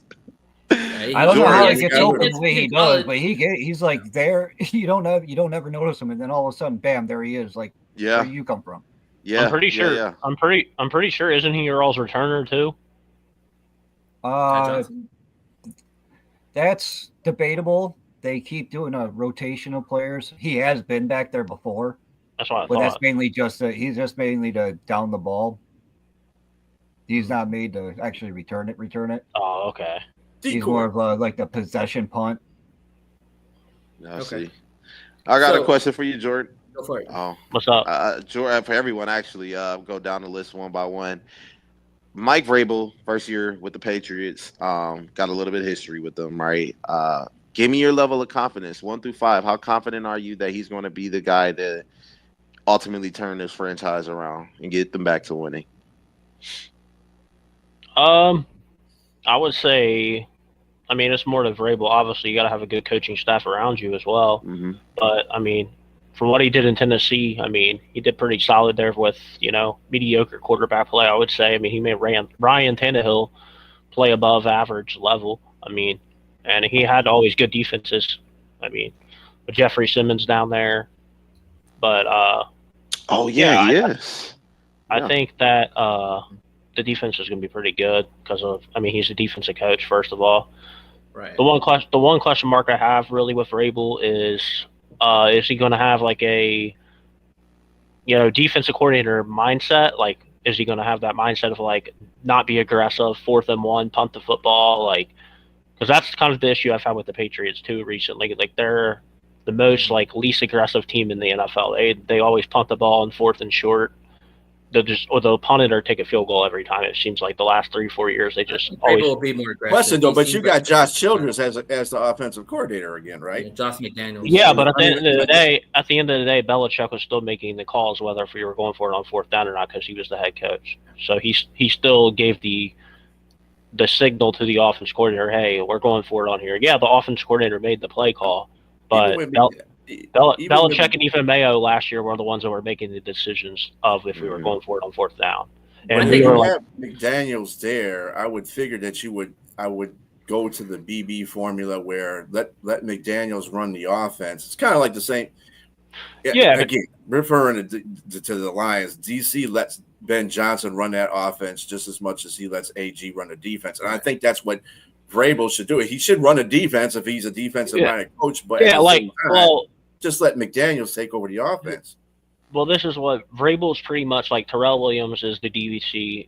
There you go. McDaniels is the OC, but so Vrabel's like a consultant almost. He's like the head coach, but he's also he's a CEO. He's a CEO. He oversees everybody. That's what I'm saying. He's like how Belichick is. So he's going to have like the game day. Like he's still going to have final say on a lot of things, on game day decisions, roster decisions, everything. So like that's what I'm saying. Like even Mayo had that kind of similar title. I mean, he obviously wasn't. But the problem with Mayo was he wasn't experienced. He's never been a head coach before, and they didn't have a strong OC. Which kind of sucks because I think Mayo could have been a good head coach for you guys. He just didn't get that opportunity. Mayo's problem was, I mean, obviously the experience, but he had a lot of like great ideals, but I don't think he knew how to like use the ideals. Like he wanted to go with like, because the Patriots are always like bigger at linebacker. He wanted to go more athletic and fit today's more style with the smaller linebacker. So he did have like that ideal, but he didn't really know I don't think he knew how to like coordinate the defense. I would also say too, like, with Gerard Mayo's situation, even Vrabel's situation, when you're a defensive coordinator, you better hire a good OC because you don't know offense. You think you might, but you don't, because there's a lot of nuances to what offenses are, how they're run. Like that's why guys like Ben Johnson, that's why guys like, Sean McVay, all those guys, all those big name play callers, they know all the nuances that come with offenses. Defensive guys don't have that ability. That's why you have to hire a strong OC. So the question I would really look at is how confident are you in Josh Daniels? Because Josh Daniels, he's a really good coordinator. Yeah, I like McDaniels. We've had success with him. Guys like Matt Castle. I mean, even Mac Jones's rookie year was pretty good. I mean, we actually had the sixth or seventh ranked offense with Mac Jones's rookie year, and then won 10 games that year. And I think this roster is better than Mac Jones's rookie year, and I think Drake May's a better quarterback. So I think this is the most talented quarterback McDaniels has ever worked with, even in his time in Vegas and in Denver. He's never really had outside of Brady, he's never really had a quarterback. Even Brady didn't have the most. Brady got into it, Josh McDaniels. I don't see Drake May doing that. That was his guy right there. I think you're going to see a little bit of like some of the traditional like drop back. Yep. You're going to see a traditional pro style offense with McDaniels, but what I want to see is how they use him in the run game, because I think you're going to see a little bit of that at Cam Newton. Right. Yeah. Now I have a question for both the Patriots fans because 2019, 2020, or 20. Yeah. Cam was 2020. So to keep on with that, Raphael, what's your 2020, So that's okay. There you go. No, I was going to say something because I'm cutting out. Yeah, you're cutting out. Yeah. Your reception might be a little bit. Is your Wi-Fi? To Raphael. Oh my bad. That same to question. Raphael. I was going to ask something because he said something that's very compelling. He said that Drake May is possibly the best quarterback they've had in a while. That he's actually gotten to work with McDaniels. That is since Brady. What about Joe Milton? Because he's still over there. That's a guy that wants to start. He plays for Dallas. Nope, Is he got with Dallas Dallas now? Cowboys. Joe Milton? Yeah. He's on the Cowboys. Yeah. Okay, didn't know that. I'm a little bit behind right now. I didn't know that. Okay, never Just a little mind. bit. Just a little bit. Okay. Yeah. Raphael, How I got did you know that I felt a way about that? Because I really did not want to get rid of Joe Milton. Yeah, I was Yeah. going to say that was a guy that really wants to start. That's a guy that could possibly come in and start. He has a strong arm. You know, he has that mentality. He can definitely be worked with now. You just don't know what he's going to be as a thrower. Like he can throw the ball. Oh, 90 he can yards. throw. Can he throw it? He was slinging it at Tennessee. But can he make the short passes and can he be accurate throughout the game? We never. He was pretty accurate against Buffalo. Even show us he looked good in spurts, and then we got rid of him. But we are notorious for that. Cowboys got him for a reason. Cunningham packing, and now he's the backup for Lamar. Yeah, the Cowboys got him for a reason, guys. And that's why they got Pickens too. Like they're looking long term. They're looking long term on that. But Raphael, I got a question for you that I think is gonna make. I am hungry. What about Christian Gonzalez? Talk to me about Christian Gonzalez, man, because that is a guy who a lot of people are really enamored with. He was all pro 100. last year, and like, talk to me about this dude. Tell me what we don't know about this dude. I mean, Gonzo was game time. I mean, I watched him in college, but he came, after the injury, he made his way back, and he's looking like he's really actually looking better than even what he was projected to be on his way in. And now with Carlton Davis on the other side, you can't even just go away from him. I think his numbers are actually about to go up because people are not – you don't know which side to even go to now. It's like, all right, who are we going to pick on? Like we have our secondary is looking really good. And, I mean, Gonzo – is the anchor. He's really young. I mean, we have the fortune of having someone that good that we're not paying for real. Right. Exactly. Not yet. Let me start attacking the middle of the field. We got to cut him a check. Let me put you on the spot for a sec. Is he better than Sauce Gardner right now? No, but that's not a knock. I mean, Sauce is Sauce. He was all pro, man. Yeah. No. Sauce is like one of the best players, non-QB players in the league. I mean, his PFF is not as good as people say he is. Like he's Sauce. So I'm actually going to disagree with you guys there. I think Gonzalez is a lot better than Sauce Gardner. I think the gap is closing very quickly on those. I think Christian Gonzalez is the second best corner in the NFL. It's Patrick Surtain, then it's Christian Gonzalez. I mean, I don't think his body. So Stingley don't matter. Give him that yet. Christian Gonzalez is the only corner in the league that can play man-to-man and cover any body type. He can cover Mike Evans type big receivers. He has 4.3 legit 4.3 speed. He ran toe-to-toe with Tyreek Hill in man coverage. And if you go look at his matchups last year, he went against Marvin Harrison Jr., he went against Jamar Chase, he went against Jalen Waddle twice, Tyreek Hill twice, Garrett Wilson twice. Did I say Jamar Chase? Jamar Chase. Yeah. He went against I have to think, but he went against like really good receivers last year, and he had the benefit of. I mean, I think the most yards he gave up in a game was at 65 in man coverage, and that was actually DK Metcalf was the guy that actually had the most yards on him last year. But I mean, now he gets to cover Diggs in practice. Yeah, I mean. Think about how good you have to be a second-team All-Pro on a 4-win team. Right. How many second-team All-Pros are on a 4-win team, or how many All-Pros are there on 4-win teams or losing records? There's not a lot. That shows how good he is. The guy that we're comparing Sauce is all pro though. They only won 5 games. Sauce is all pro though, my man. Did Sauce make All-Pro last year? No, he did not. Surtain and Gonzalez. No, it was Surtain and Gonzalez. That's my point. I don't think Sauce is the athlete that Gonzalez is. That's the thing. Is like I don't think Sauce has the man coverage. Like is Sauce running man to man with Tyreek? A higher ceiling. I don't think Sauce can run man to man with Tyreek Hill and say, "Hey, you line up right across from Tyreek Hill, or you run across from." He can't match it with every receiver type. There's certain receivers you don't have the foot speed. Just giving him the nod over Sauce right now is crazy. Yeah, I don't think it is. Sauce, I mean, you don't even throw his way. You're not even throwing Sauce Gardner's way. You literally he takes that whole side of the field away. You only probably target him maybe twice a game. You're not going to keep throwing to him. And I give Christian Gonzalez the nod because I know he's pretty good. But Sauce Gardner is literally the cornerstone. He's that linchpin of the defense. Like, you have to be aware of him at all times because he will be everywhere at all times. Well, that's just me though. I mean, you can argue Sauce is still better than Christian Gonzalez, but the gap is not as big as people say it is. I'll say this. There was Jets fans that told me last year their best corner on the team was even Sauce Gardner. They were saying DJ Reed was their best corner. Hey, they had worried like Sauce Gardner had a bad year last year. Yes, he did. He was not good last year. Do I?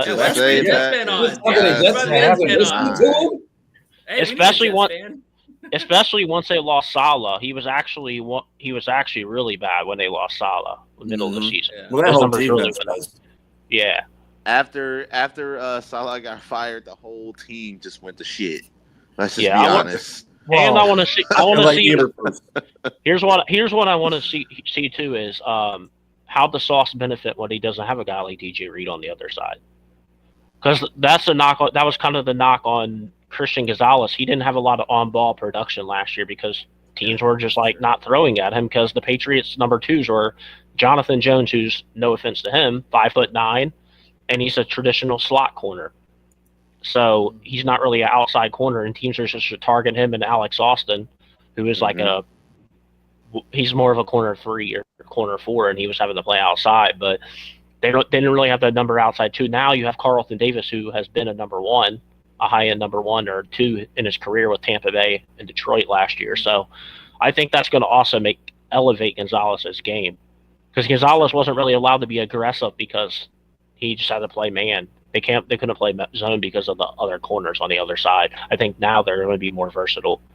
They're going to be able to play man, zone, everything. Monkey, you were a big proponent of wanting to get interior help inside for your team because that was where the weakness was with Buffalo's defense. A lot was just rushing up the middle. Do you feel like they addressed that, or do you feel like that's still an area of need? Oh, I think they addressed it. I mean, we did sign 2 players that are suspended for 6 games, but once they come back, that'll help. But I mean, other than that, I mean, you saw our draft. I mean, we went all defense, and we got guys that are big-bodied and able to go up there, regardless, or excluding Harrison, the tiny, fast guy. Mm-hmm. But we got edge guys. We got a linebacker. We got defensive tackles. We signed some undrafted free agents. I'm sure we'll be better. I don't know if we can stop somebody like Travis Henry, like, we need to, but how many teams can? I mean, he's just a beast. You mean Kelsey? Henry. Travis Henry. Derek. Oh, the Jags? Derek Henry, I mean? Yeah. See, I always do that with Henry. I was like, what? Is Travis Henry? I was like, what? Oh, you done? Yeah. Okay. Yeah, my bad. No, you're good. But yeah. I was thinking.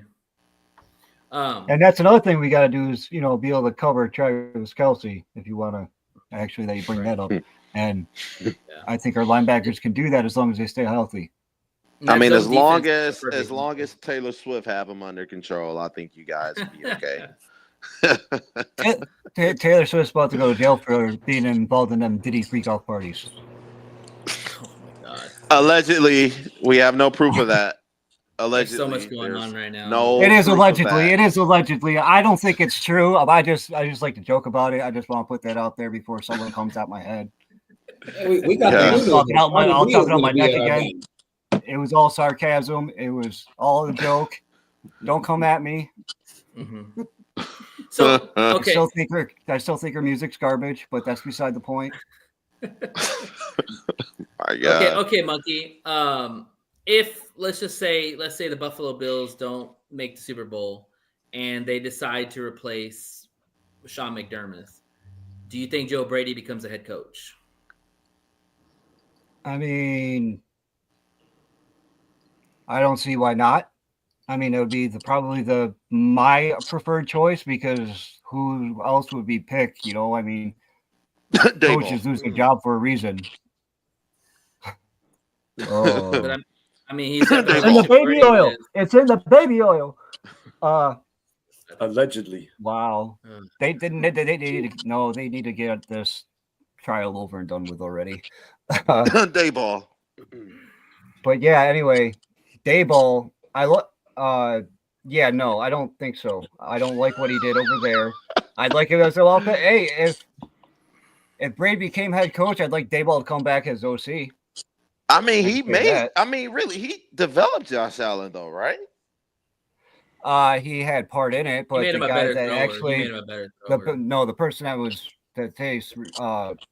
that gets the credit for making him a better thrower is the guy that he went to see that hooked him up to the computers and shit to change his motion of throwing. I do believe Drake May or Jordan Daniels, one of the two, are actually going to see the same guy. I think Anthony Richardson went to see that guy too. Maybe that's who it is. Maybe it was Anthony Richardson. I heard something about Anthony Richardson went to go see the same trainer or throwing coach that Josh Allen went to see after it would help if Anthony Richardson would learn how to throw to the left side of the field, you know, or just stay in the game even when he's tired, or stay in the game even when he's tired. I got a helps question. With those mechanics. I got a question for you that I don't think's been brought up yet. What do you think about the Bills being on Hard Knocks? It scares me. I don't like it. I mean, I like it, but I don't like it. I like seeing them. I'd like to see them on there because there's more exposure and whatnot. But the record of, you know, the teams going on there, but at the same time, the Bills are not like all the other teams that were on there. It's the first time a winning team. Hey, we were on Hard Knocks and we had a great year. No, that year we were bad. Yeah, we were 3 and something that year. Yeah, I think you guys were 9-8 that year, right? No, we were 9-8. That's when they finished. But we started the year on like a 6-game losing streak, right? But that started the catapult of the turning point for the Lions when we had that season because we beat the Whackers. Well, the point he's trying to make, though, there is no turning point with the Buffalo Bills. They've already got to that turning point. This is the first team that is successful over the last few seasons. That's been on Hard Knocks. They won the, division the last 5 years. So, I mean, it's not like they won one season and they're still in question on if they're really legit or not. Yeah.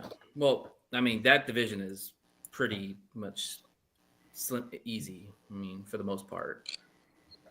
I mean, you put yourself in our division. That'd be fun to see. Buffalo. Mm-hmm. I think they could still win the division. Yeah, well, I mean, the last time we played, we had guys off the streets. I mean, come on. It wasn't a fair. Well, I mean, when was that? That was like what? That was the season when the Bills played in Detroit. We had to play in Detroit as a home game against on Thanksgiving. It was on Thanksgiving. No, it wasn't Thanksgiving. It was a Sunday before Thanksgiving because game was.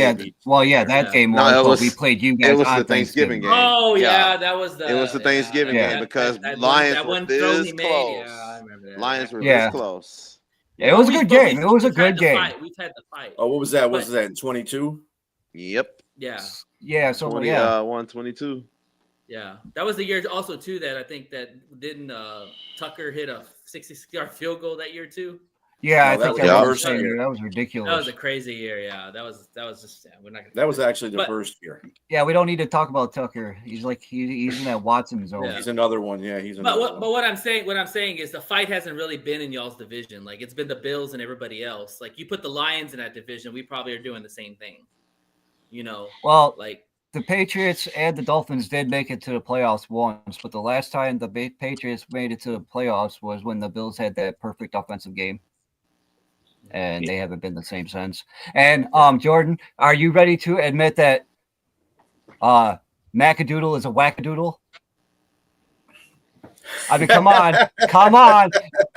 When we were through this, I can't admit it. Kyle Shanahan believes in him enough. That's beside the point. Hey, he can step in after Purdy gets hurt again. Shoot, I mean, definitely wasn't the second coming of Tom Brady. I can tell you that. Well, yeah. Yeah. nobody- Well, that's the Alabama stigma. Like, what Alabama quarterbacks have even been good coming out? Right. Yeah, I mean, You know. Tua's the best I one. saw Raphael down there shaking. Jalen Hurts. And Tua's sitting there throwing gang signs up and can't get They off. don't even stay get to on the claim field. Jalen though. Jalen Hurts had his Yeah. best year in college at Oklahoma, though. Jalen Hurts is Yeah. so good. They always Played get more other quarterbacks seasons to in compete with Alabama, him. though, if I'm not mistaken, right? Yeah. They always did, put but him he in became meetings a with way them better there. passer at Oklahoma. Of No, course. Yeah. Hurts, Yeah. When he went Hurts to the got more time combine, Hurts got more time at Oklahoma. The reason why he left is because he wasn't getting playing time over Tua. yeah, Right.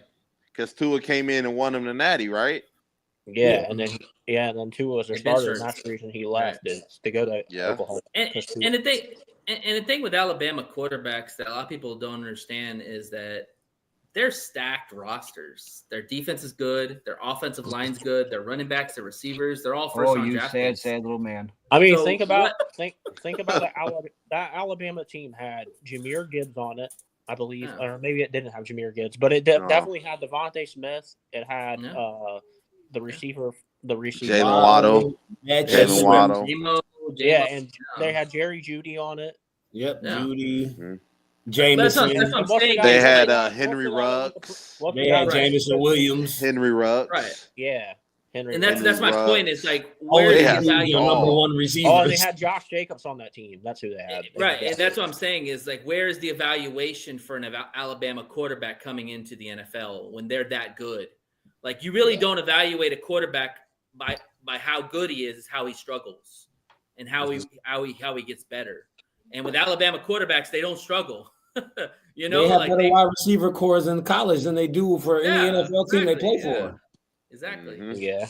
So You have some of the it's best. really- I think OSU, Blow SU, and Alabama literally produce wide receivers like the best. Hey, don't forget about That's why I think LSU. Bengals did the right LSU thing by getting Jamal. Yeah, LSU's got the two best LSU got receivers some good ones. in the league right now. LSU got some good Probably ones, three. but Brian OSU be Brian putting some Thomas. people out too. Yeah, Thomas, Malik Neighbors. Jefferson, Chase, what's his name? Yeah. Neighbors, Beckham you Jr. said it. Yeah. Yeah. Okay, Jarvis I got a Landry. Mhm. I got a question for the Pats fans. Okay, outside of Josh Allen, what do you fear most on the Bills? Nothing. Damn. Without Josh Allen, we beat them easily. Ooh. Yeah, there's not really anything. He's that much of an X factor. The dude is that good. Yeah, I think Josh Allen's definitely the Bill. Yeah, I think if you took Josh Allen off the Bills, they'd probably be a 7-win team. Yeah, I agree. Mac and Okay. cheese. Monkey, how do you I feel mean, who about would that? you give him as the quarterback? Because I think their biggest issue, a lot of their biggest issues is, like I said earlier, it's the zone thing. They can't play man. The years past, even the year where they had 13 seconds, they couldn't play man. They had to play zone defense, and that's what's hurt. It's the same thing with the Ravens, though. The Ravens have the same issue too. That's why I think they can't get over the hump. They can't play man and like the Chiefs can. The Chiefs can play man in certain situations, like third downs at the end of the games. The Bills can't play man. And if you're playing against Joe Burrow and Patrick Mahomes, they're going to light you up if you're just playing zone the whole game. Bills lost the 13 seconds game because they played prevent defense like jackasses. Mhm. Yeah. The defense is always the thing that's killing the Bills every game in the It is. playoffs. It's a defense. Yeah. The Mhm. Ravens' biggest issue in the playoffs is the fact that Lamar Jackson wants to try to prove to everybody that he's a goddamn pocket passer. Like, bro, just keep running the ball like you've been doing all season. Like, he trying Yeah. to outduel Mahomes. Do Like, your what are you thing. doing? Well, it's think- that and the fact that teams are forcing him to do that too. You Yeah. force him to put him in that situation, he's going to fail. He's He not. can run. He just he can- won't. Yeah, well, He stops running the and not ball only- when he gets to the playoffs. Yeah. And not I only think that, but not I only think that, but go ahead. I was going to say, I think Lamar had a good playoff game last year. I mean, yeah, they had the mistakes early in the game that kind of cost them, but I thought he played pretty good in that playoff game. Yeah. I thought their defense didn't play that good, to be honest. That was just the issue, And, though. The turnover. Yeah, That's what what's it his is. name? It's not how, that he turned the ball a lot of times, turned the ball over a lot of times, or he did it late in the game. In playoff games, every turnover matters, whether they score on it or not, because that still takes a possession away from your offense to potentially put any kind of points on board. And every possession is more important in the playoffs than it is in the regular season. And to add to his point, when Buffalo was struggling to score in that game, they got more energy when the Ravens turned it over. You know, I was ready to lose that game. I thought the Bills were going to lose against the Ravens. He dropped I the really ball did. in the end zone. What was that guy's name? Tight end dropped the ball in the end. Yeah, he dropped the ball. That was it. I think with Lamar Jackson, I think Lamar Jackson tries to do too much in the playoffs. I think if he just calmed down. The thing. I think other than last year, I think he had to though. Like he kind of had that Josh Allen effect. The Ravens don't have no receivers, for being honest. I mean, they Flowers. But is pretty Flowers, good. is Zay Flowers scaring the defense in the playoffs? I like Zay Flowers, so I mean, I in Detroit. Isaiah Likely disappeared. I expected a little bit more from Likely. I mean, I get what you're saying. They don't have a star receiver, but Zay Flowers is no slouch, and those tight ends are good. That's the thing. Lamar's never really had that. Most quarterbacks, at least on their rookie contract, have a guy like even Josh Allen had Stephon Diggs for a while. Patrick Mahomes had Tyreek Hill. Lamar's the one quarterback that I can think of that's like the top 10 quarterback that never had a guy to grow with, that he could grow with. Like everybody else. Well, they tried giving them guys. They just didn't end up panning out like they thought they would. They've missed on a lot of receivers. Yeah. And they also had Greg Roman as an offensive coordinator that wanted to run the ball 80% of the game. So, I mean, that didn't help Lamar's rep or the wide receivers at all. And nobody wanted to go there. And Lamar's more dangerous with RPOs and read options because if you're a defense, you've got to figure out, are you going to stop the running back, i.e. Derrick Henry, or are you going to stop Lamar Jackson? Like, you got to pick your poison. And you don't want either one of those. You want to pass. Oh, you know, shoot. You want to stop. That's deadly. You want to stop Derrick Henry. That's they stopped Derrick Henry and you limited him from doing what he does. Look what happened to us in the regular season. We stopped Lamar, but Derrick Henry went off. Derrick Henry went off on Buffalo. Yeah, he embarrassed us. He made us look like a fool, and that's what he does. But to the Ravens' demise, they stopped running Derrick Henry in that game with y'all. Like, it makes no sense to me why you stop running that guy. That guy is bigger than most defensive ends. Derrick Henry, Derrick Henry is a beast. But I you know something, the whole Lamar Jackson is a running back kind of thing still irks my nerve because this dude had like 42 touchdowns. You gotta understand, Robbie says that shit.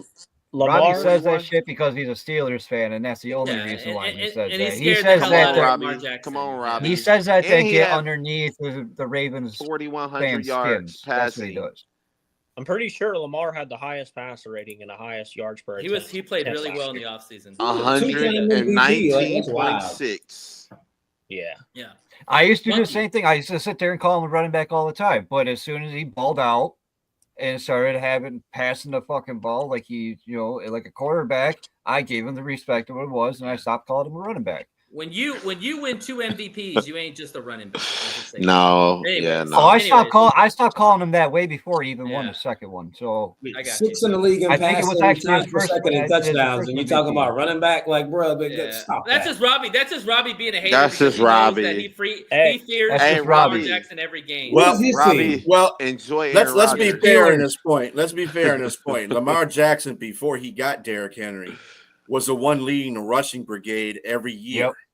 But they had capable running backs. Yeah. That's the point. I mean, he was still passing it. The 1 year he won the MVP. He's a 2-time MVP. That dude was got a Pittsburgh Jets fan upset over there.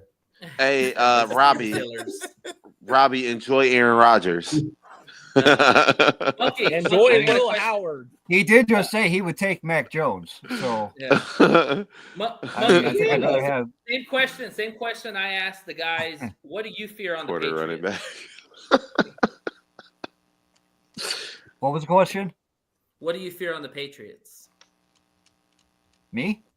Mm-hmm. Yeah, your team. Oh, Name's Monkey. I think Drake May has a lot of potential. I really like him as a quarterback. Speaking on an honest, plane, being that everyone else has been pretty damn civil about it. Gonzalez and Davis being together is an issue. But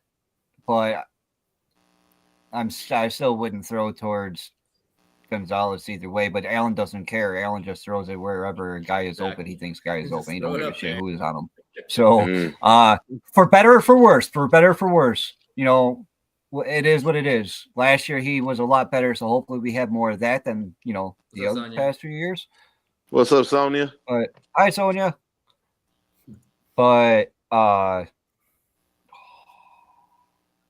don't care about Diggs. I really don't. I am not worried about Diggs. I think he will get his yards here and there, and he'll probably, whatnot. But he's not really going to be a difference maker to me. I want to see what. Salt.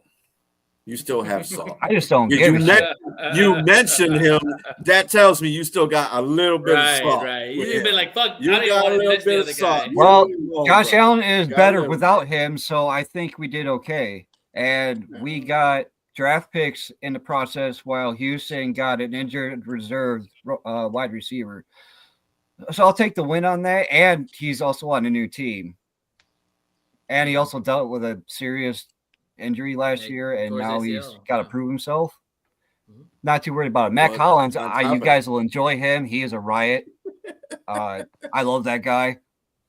I can't even hate on him, even him being on a Patriots team. He's awesome. At least maybe our second coming to Wes Welker. We got Wes from the Dolphins. Now we get Mac from y'all. That's how we do with our little slot guys. To be honest, though, Matt Collins might not make the team. Really? Wow. He's on the. You go ahead. You go ahead and call him. The Bills will sign him right back again. Let's talk about the depth chart real quick for the Patriots, because a lot of people don't know who the hell the receivers are outside of Stephon Diggs. So tell me who the other receivers that you have. They signed Stephon Diggs. They got Stephon Diggs. They drafted Kyle Williams in the 3rd round. That one. Who most people thought was the best senior wide receiver at the Senior Bowl. They also have Pop Douglas, the Mario Douglas from the last 2 years, who has been a pretty solid, capable. He's like a 650-yard type guy. They actually, the guy who had a decent year for him last year, who I thought was the best receiver on the team, was Kayshon Boutte last year. There you go, Boutte from LSU. Yeah, LSU, another guy. Yeah, LSU. He came along. I do not like him. He had like 600. I think he had 600 You don't like yards playing the X last year. He's so unreliable. And then we also we have somebody else. I was going to say we have Mike Collins, of course, and then we still have Kendrick Bourne. Yeah, Kendrick's still on the roster. Yeah, we have Kendrick. So he's been on that roster for a long time. Bourne. Yeah, so that's who Kendrick Bourne. So I think the roster locks, or if I had to take the roster locks of the position, I would go Pop Douglas, Kyle Williams, obviously because he was drafted, and Stephon Diggs are the 3 locks. There's a guy actually, and so far in OTAs they've been hyping up. That's like his name's Efton Chisholm. Actually, he played at Eastern Washington in college. He's a Josh McDaniels. He looks just like Wes Welker, and he moves very well. He's not fast, but he's quick. He's quick, but not fast. They love those slot receivers. He's a typical Josh McDaniels slot receiver. He was undrafted. There's already hype on him that's saying he might make the team over some of these guys. We still got obviously the guys we drafted last year. Jalen Polk and Javon Baker, they're also guys that I don't think they're going to automatically make the team just because they were drafted last year. But it's kind of like there's a roster. Normally you keep about 6 wide receivers, so it's like the last 3 spots is where the roster. Do they still have Hunter Henry?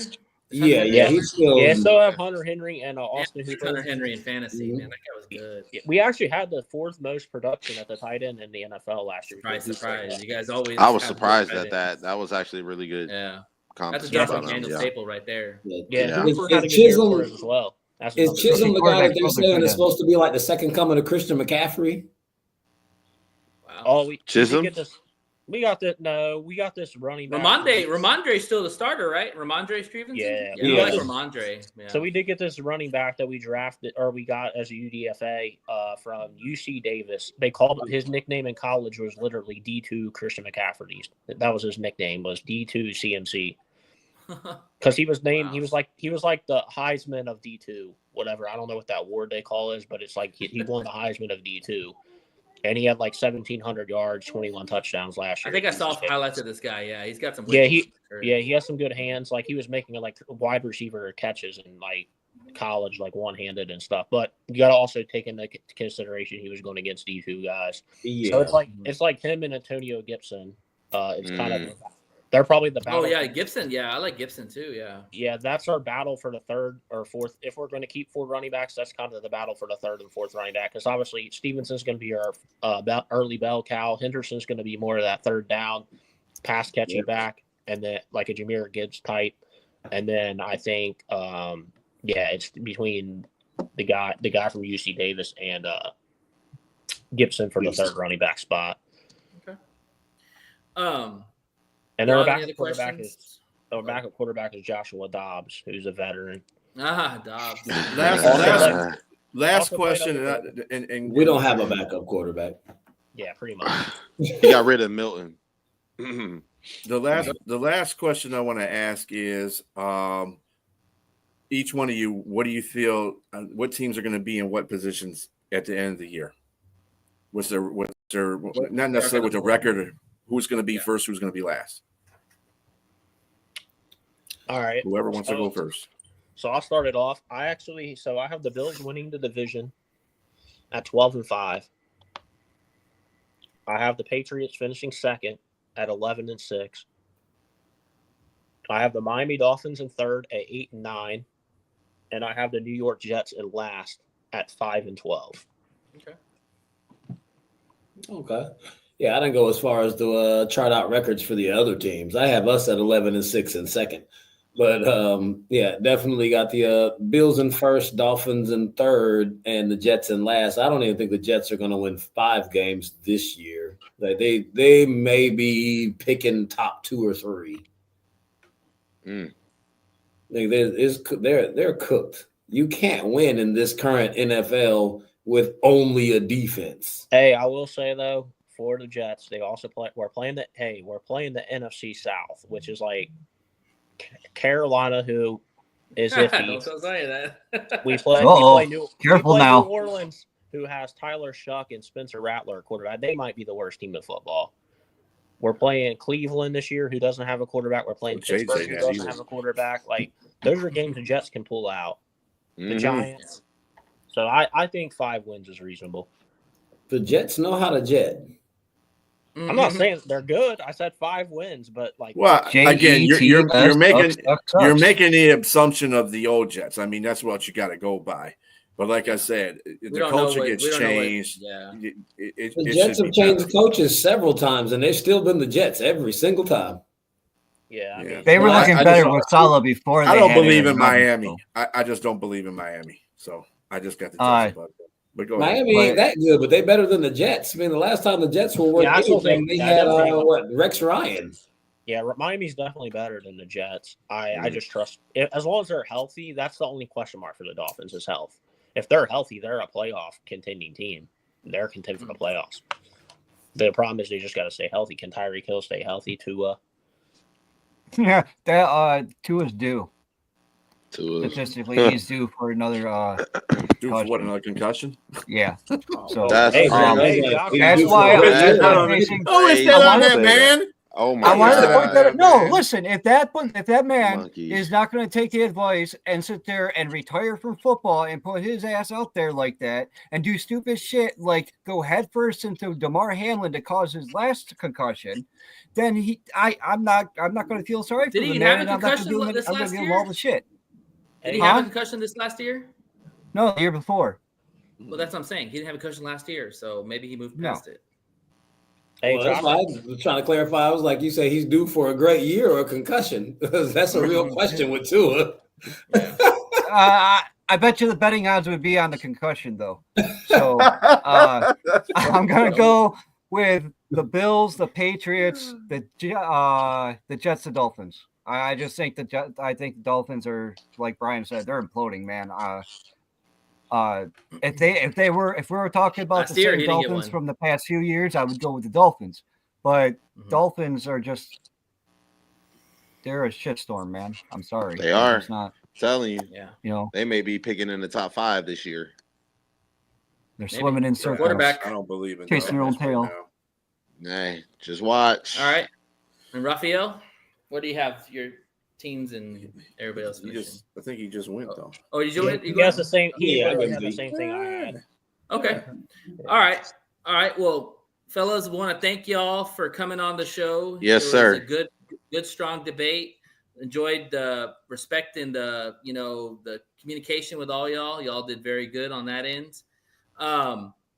Really quick, tell us where they can find you, or if you guys have Twitter or X or TikTok. I don't know, whatever the hell y'all have. Any social media. Yeah, tell us where they can find Any y'all. social media platforms. Check y'all out. Yeah. Type in Mucky the Faded, and you might be able to find me no matter where it is. But I'm usually on here too every so often. Football for Jaguars on Facebook for football group. That's a fun bunch. But yeah. Oh yeah. So I don't even have a podcast like that anymore. Like I used to do one, but now you can find me on Black College Basement. Like I cover HBCU sports. Oh, nice. Okay. That's awesome. Nice. Yeah. There you go. Check it out. Yeah. Jordan. You can add me on Facebook. It is Jordan G-Dub, and then I have TikTok, which is it is GDub_1996, and then that is all I have. I do have one question, Jordan. What's Do up? people say you kind of look like Julian Edelman sometimes? Yeah, I get that a lot. Okay. I saw it earlier. I was like, "Oh, we got Julian on the show. What's up? Let's go." Yeah, yes, sir. So actually, I go on another Lions guys show sometimes. Brian knows him. Jeremy. JB. Oh, yeah. JB, yeah. Yeah, and he their whole crew calls me Jordan Edelman all the time, so it's funny. Jordan Edelman, I love that. Jordan Edelman, I like that. Yeah, Awesome. He does look like him because just He does, right? Yeah. That's what I I saw when I just looked saw at his that. face. That's actually pretty funny. Have you ever taken a picture with Julian Edelman?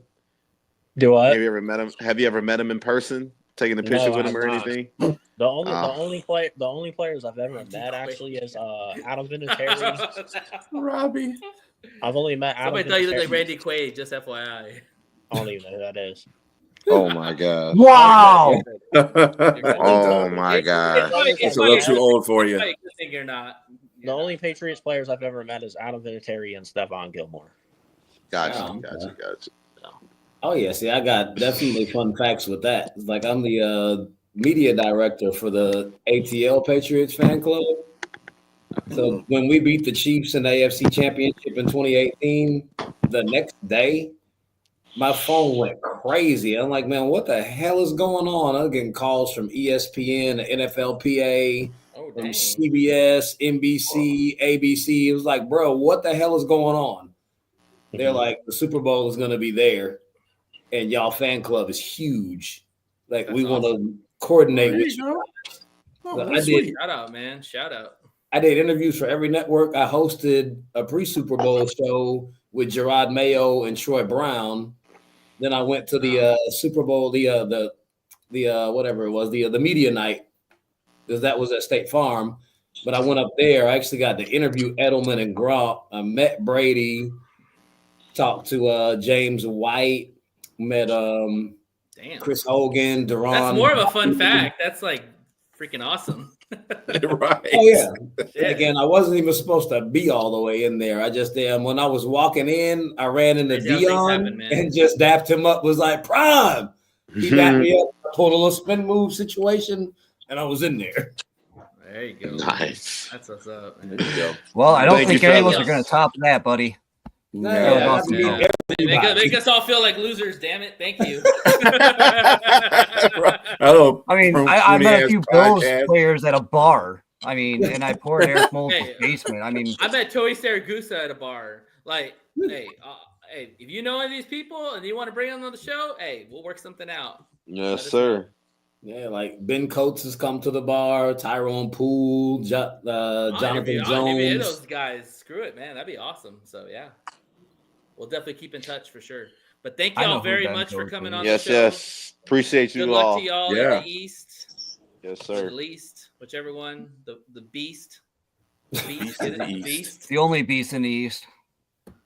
Do you guys the only beast in the East? You mean the 6 ring beast? Oh, see that now you guys Current hold the beast. smoke. You see. Current beast. Well, You know how Lions happen. You know how Lions happen. division And titles? Wolves happen. Who comes up and takes over?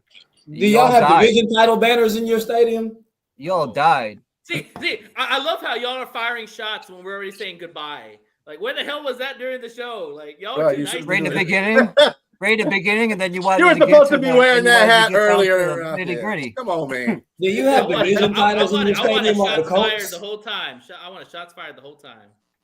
But anyways, thank you all for This coming on. This actually sounds like a Green Bay and a Lion discussion, to tell you the truth. It does. Big time.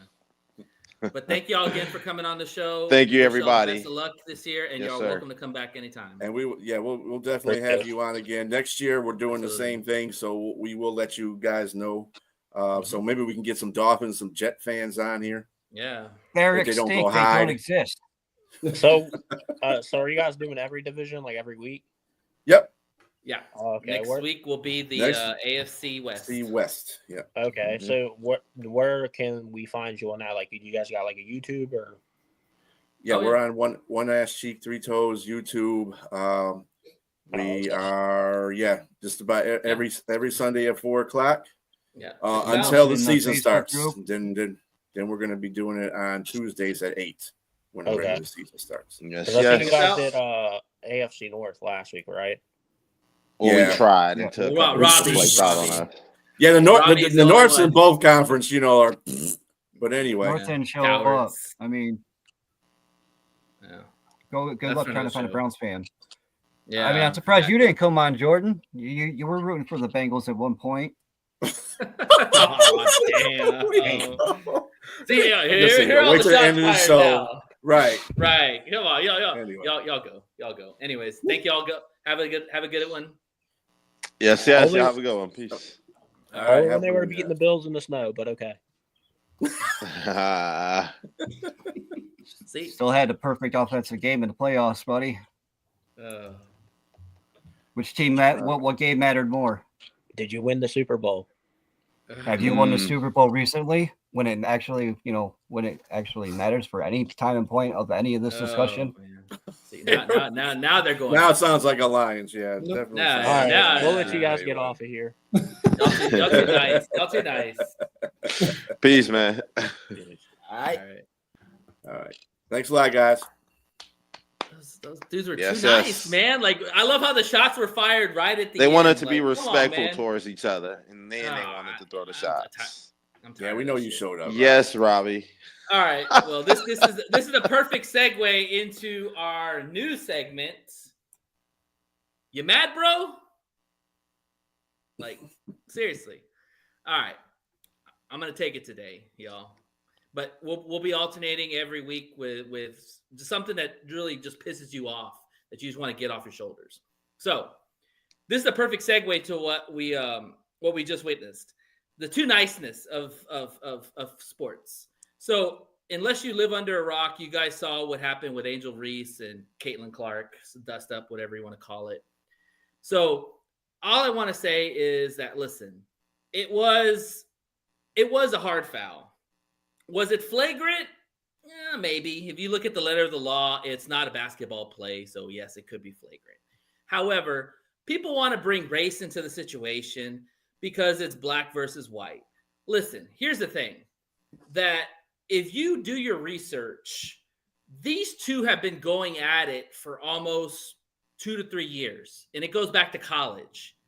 Like, when Angel Reese put up the finger, when Caitlin Clark didn't get the ring, and everybody gave her all the glamour and all the glitz. But the thing is that people want to make it about race in this situation. Now, I will say this. There are certain situations in sports that race is possibly an issue, and those are for other debates. However, this is not a race issue, okay? These are two competitors that really don't like each other, and they literally have had this beef since college. So what happens when they get to the WNBA? Well, they don't like each other. So I'm okay with it, because the reality is, in sports, I don't like the whole, let me see your jersey, let you see my jersey, let's just exchange signatures, all this crap. the brotherhood of, oh yeah, he's my brother. We don't beef. Nah, fuck that, man.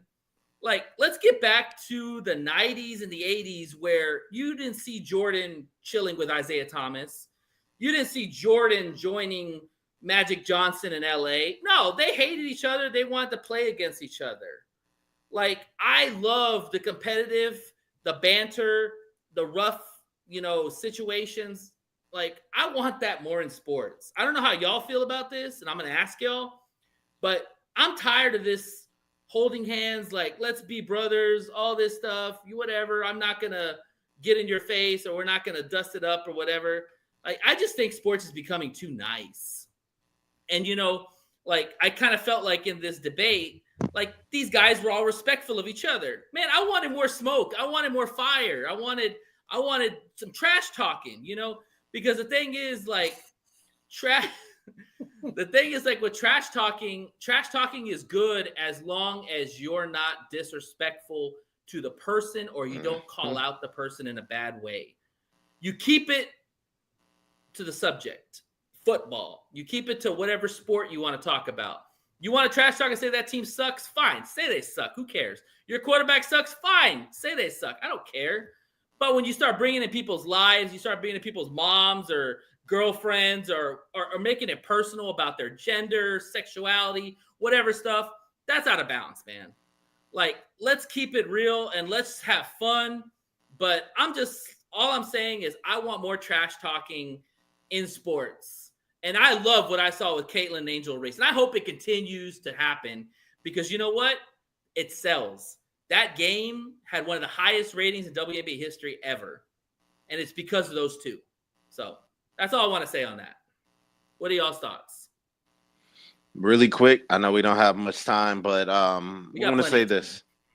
Well, I want to say this. I don't know. I don't think it's a race issue. I think people make it a race issue. So it's like Caitlin Clark and Angel Reese, they just don't like each other because they're two competitors. Right. That's just how it is. And I think that the media pushes that narrative and just kind of like throw it out there. Now, if that was a hard foul, Caitlin Clark did on Angel Reese. I've seen it.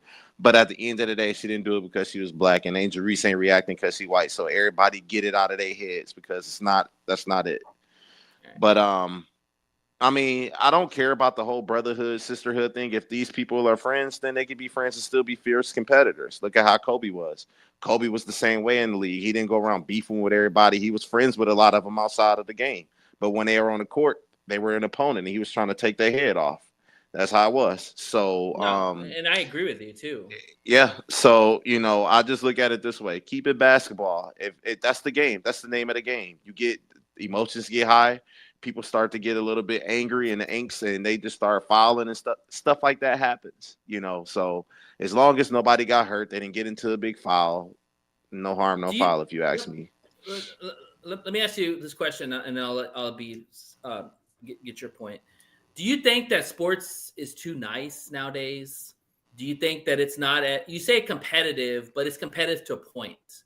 It's not competitive to the point to where you get dust ups, or you get like in your face kind of situations that kind of intensify the situation. Like, think about the New York series. Like, people like that series because there was a lot of physical hits, a lot of in your face. They didn't like each other. One's more of a finesse team. One's more of the bad boys 2.0, whatever you want to say. And Isaiah Stewart didn't even really play. But the thing is, what I'm saying is, like, I like those kind of things in sports. I don't like I like heated rivalries. Changing jerseys and crap and all that. I like heated rivalries. I don't even have a problem with that, because it's like, at the end of the day, it's a game. A lot of these athletes outside of the women are getting millions and millions of dollars to play this game. There's no real beef.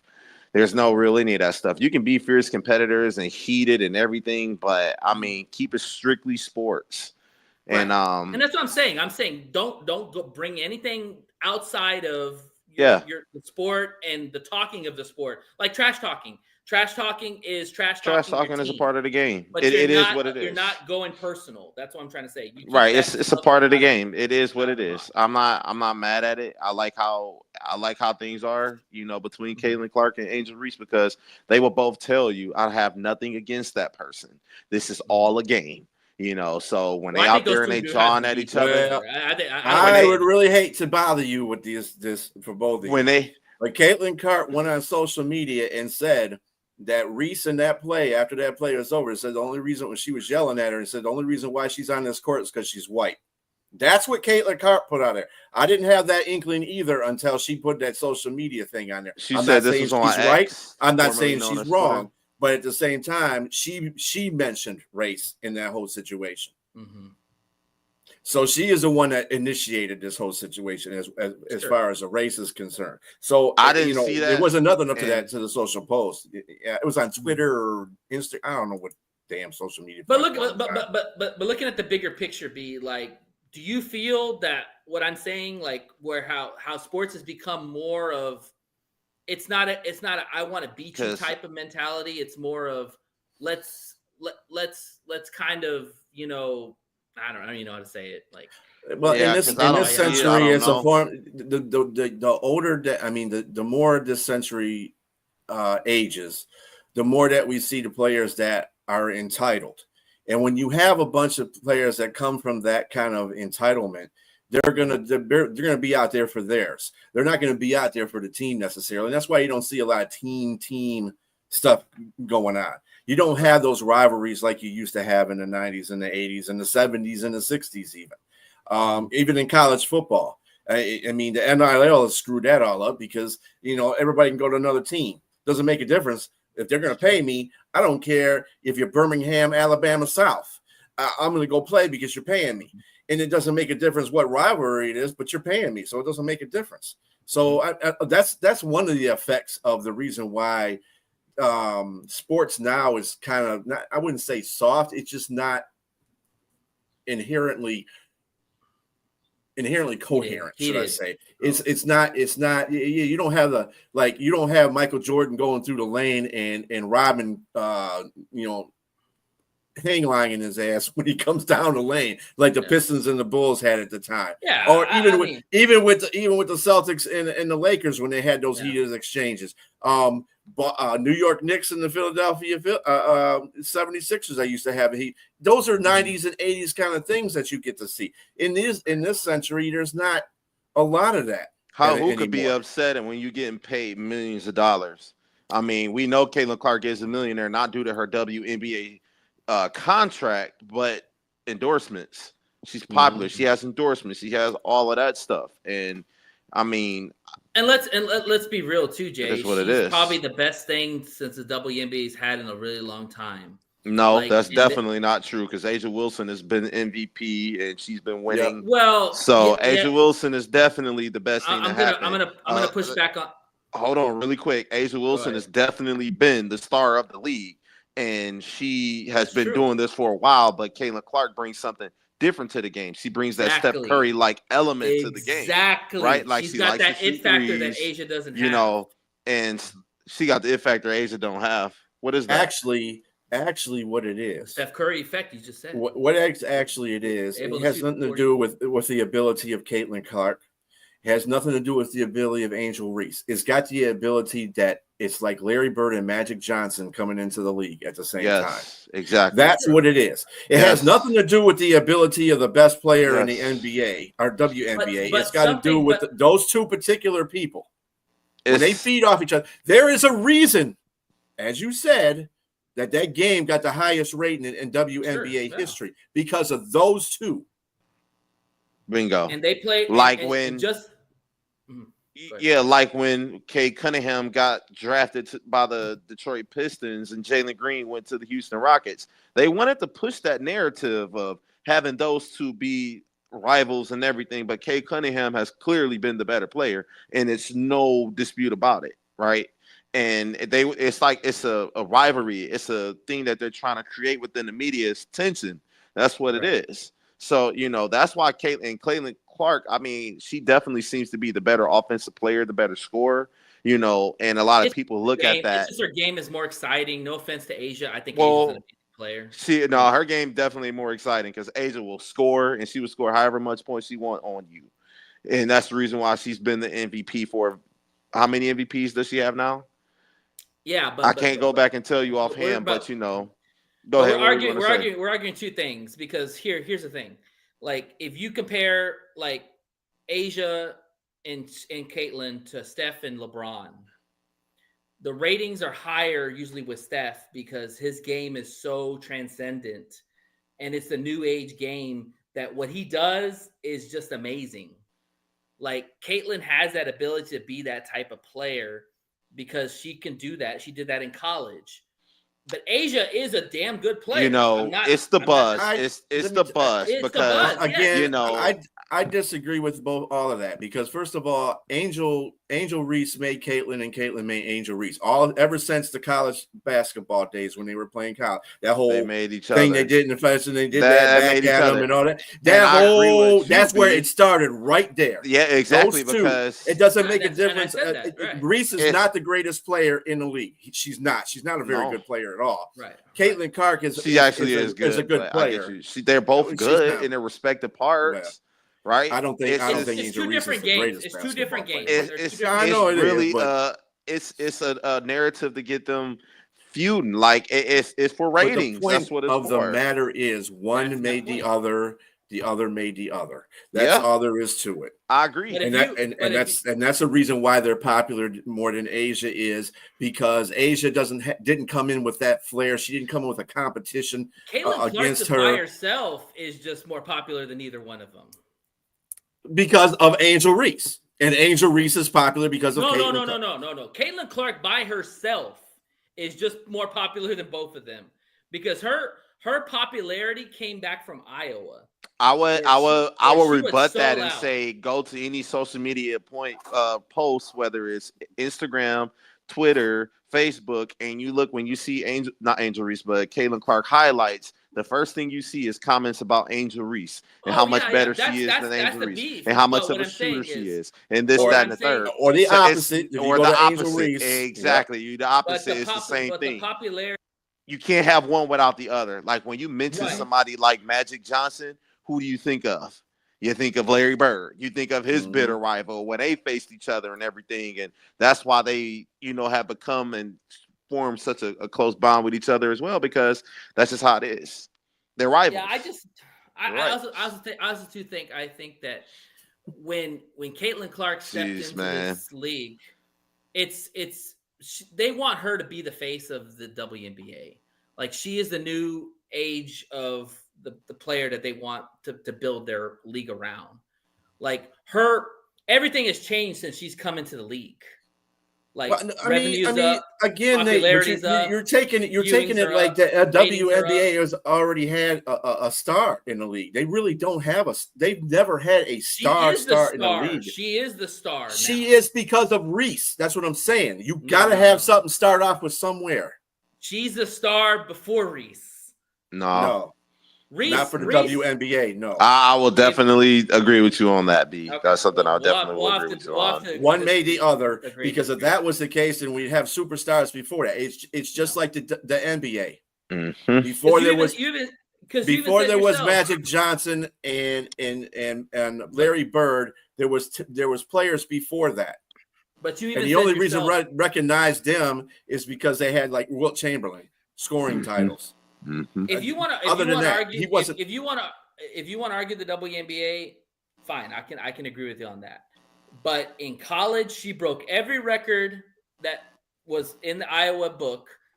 She sold out every arena because people watch WNBA, watch college women's basketball because of Caitlyn Clark. Okay, you even said yourself, Angel Reese is not really that good of a player. So she's not in the NBA. WNBA. You're right. So that's why the Larry Bird and Magic Johnson is not really a good comparison because Magic was damn good, Larry was damn good, and that's how they turned out. Yeah. Right.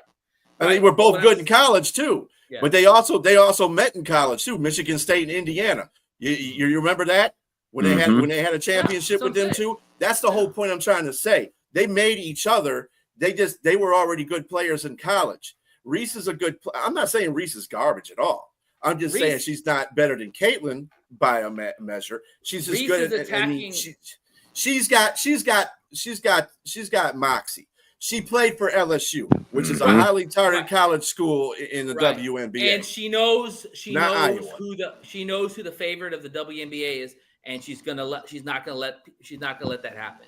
She's gonna stand her ground, and she was doing that in college, though. That's what I'm trying to tell you. Okay, but that's fine. And Caitlin was doing the she same thing is to the her. Star. She's the star. Like, she knows who the star is. That's why she goes after her. I don't think it has anything to do with that. Or it has a lot. To do I with still it. don't.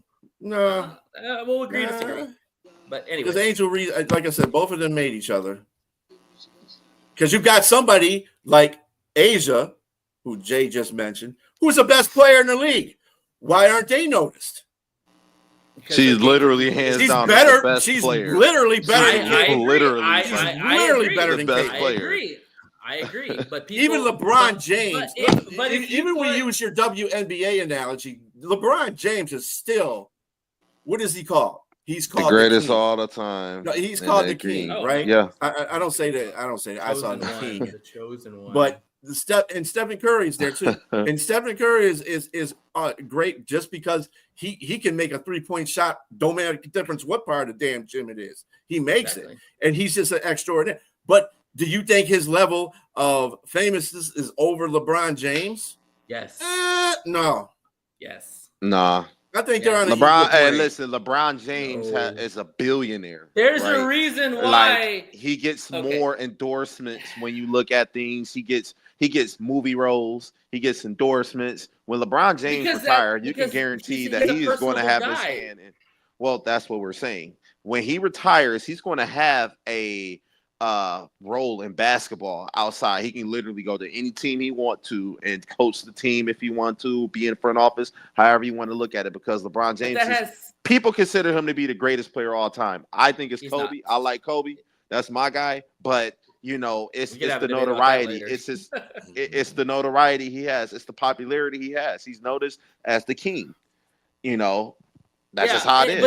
But see, this is another comparative analysis about this generation of basketball, whether it's women or men.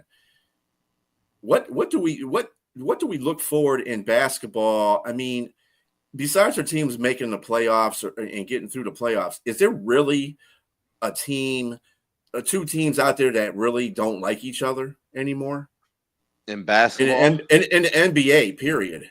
Yeah, because that's falling out. Because last in the 90s, it was Detroit and Chicago, Boston and the Lakers. Always say the Knicks and 76ers. San Antonio and whoever the hell decides they want to try to play something.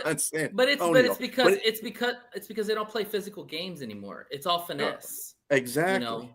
And that's where the competition. That's exactly where the competition falls off.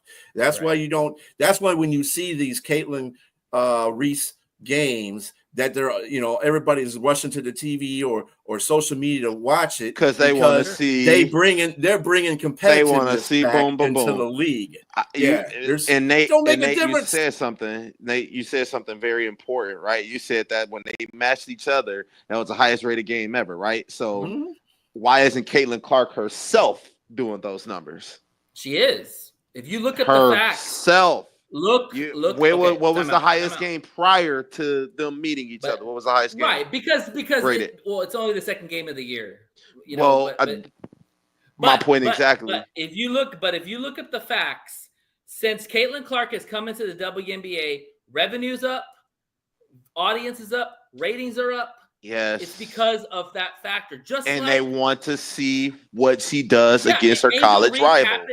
Right, exactly. Angel Reese just happens to be somebody who doesn't like her, and I don't think she likes her either.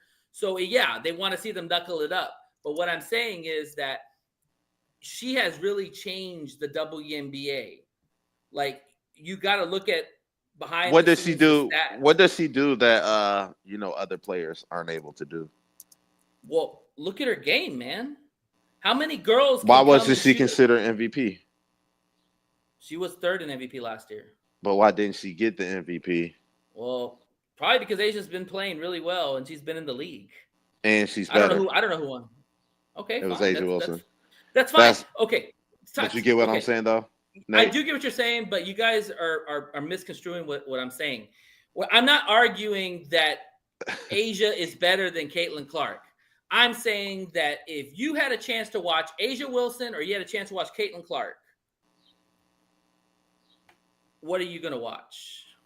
I mean, I'm going to watch Asia Wilson. Okay. All right. Because she is Caitlin actually Clark. good. She actually scores. And she don't have 10 turnovers a game like Caitlin Clark did. Okay. But I digress. What I'm saying is a lot of people have their player that they like to watch. And Caitlin Clark has brought a different fan base. She's brought a little bit of excitement back to the WNBA because she has somebody right there next to her. She's got an entertaining game, fuel just like Steph Curry does. She had Asia Wilson didn't have a rival like the next person next to her to keep her game down or to be better than her. She didn't have that. I get that. You get what I'm saying? Caitlin Clark does. People like conflict. People want to see conflict. People want to see who's the better player. Want to see this. Right. That's what it's about. I agree with you on that. But what I'm saying is, like, when it comes to viewer, like, sports is all about views. It's all about ratings. It's all about what gets people's butts in the seats. And and real quick, I'm sorry, Nate, to cut you off before I forget. But you said you want to get back to the 90s style where people didn't like each other, where you see hard fouls, you see all of this. Mm-hmm. You won't see that with Asia Wilson because she don't have that person that hate her like that. You're going to see that with Caitlin Clark and that excitement and people. Well, we don't know if anybody doesn't like Asia her. Wilson it could be. I mean, we don't know if anybody doesn't like her. I mean, if she's that good, who's her rival? I don't know. I don't watch WNBA, so I don't know. I mean, but you watch it because of Angel Reese and Caitlin Clark. That's basically why you watch the WNBA. I don't watch it either. But when I hear most of the WNBA stories, I don't just hear about Caitlin Clark. I hear about Caitlin Clark and Angel Reese. That's they what only I play hear. a couple of times a year. So what's the other news? The other news is like if Caitlin Clark has a good game, Angel Reese people be posting on her stuff. If Angel Reese has a good game, Caitlin Clark people be posting on her stuff. But that's competitive. But the national media favors Caitlin Clark. Like the villain is Angel Reese right now. But what I'm trying to expound to you is that Reese is the reason why Caitlin Clark is that way, and Reese is also the reason why, or Caitlin Clark is also the reason why Reese is that way as well. They both feed off each other. That's what it doesn't make a difference who the better player is. It doesn't make a. It's the energy that they feed off. They don't like each other. They don't like each other, and that's what you want to see. That's what that WNBA never had. WNBA never had that. I gotta skate. It's been fun talking to y'all. Yeah, we've gone over quite a bit. So, yeah, the debate. But all I'm gonna say, just the last thing I'm gonna say is when you look at, because I think it's a fair comparison. When you've got, will you stop laughing? I'm trying to talk. Go ahead, my bad, bro. Mute yourself. I'm gonna mute myself. Okay. Sorry. Trying to make a point here. Okay. When you have LeBron and Steph, the comparison is fair between Asia Wilson and Caitlin Clark because both have different games. The fact is that I would say Steph Curry is probably more popular in a lot of NBA circles and basketball circles than LeBron is. Why? Because what Steph Curry does, a lot of people have emulated it. Like, there's a reason why you see teams shooting 20 million freaking threes because everybody wants to be like how Steph shoots. AAU games are like that. You got guys shooting 28, 25 footers. Look at all these great players. Halliburton right now, he's like a Steph Curry kind of player. You know, they all want to be like Steph. Not saying LeBron is bad or anything, by no means. But there are people that want to be more like Curry because of the way his game is transcended. That's all I'm trying to say. With Caitlin Clark, she has a transcendent game that the WNBA has not seen. That's all I'm trying to say. Got you. All right, thank you, Monkey. Monkey, appreciate you, my man. All right. Well, just to wrap up real quick. So next show will be the AFC West. So please, if you are an AFC West team, reach out to us, DM us, send us what's the best way to reach me? You can send it to our email, which is one ass cheek, three toes, spelled all the way out at gmail.com. Okay. Yes, yeah. Reach out to us. And anything else, y'all, before we wrap up? Nope. Great show. That's it, man. Great show. Yeah. Thank you again for Raphael, Monkey, Jordan, aka Edelman, Robbie. Who else commented in the posts? Sonia, Ryan, Brent. Brent, J Train, the Mad Hatter. Yep, everybody. Yeah. Thank you. We had a lot of good comments today. Yes, please like and subscribe to our show, and we'll be on next Sunday with the AFC West. And as always, fuck the Bears, fuck the Vikings, fuck the Packers. We're out. Have a good evening. Happy Memorial Day. Thank you for your service. Peace. Past and present. One ass cheek, three toes, we coming for the throne. Detroit Lions roar, ain't no stopping our zone. From Ford Field to the streets, we represent the pride. One ass cheek, three toes, we on the rise. Thank you for tuning into the show. Join us on YouTube, Instagram, X, and TikTok under One Ass Cheek, Three Toes. Bringing the pressure every single time. Ass cheek, three toes, we coming for the throne. Detroit Lions roar, ain't no stopping our zone. From Ford Field to the streets, we represent the pride. One ass cheek, three toes, we on the rise. We ain't backing down, ain't no fear in our eyes. We hungry for that win, we reaching for the skies. Detroit Lions for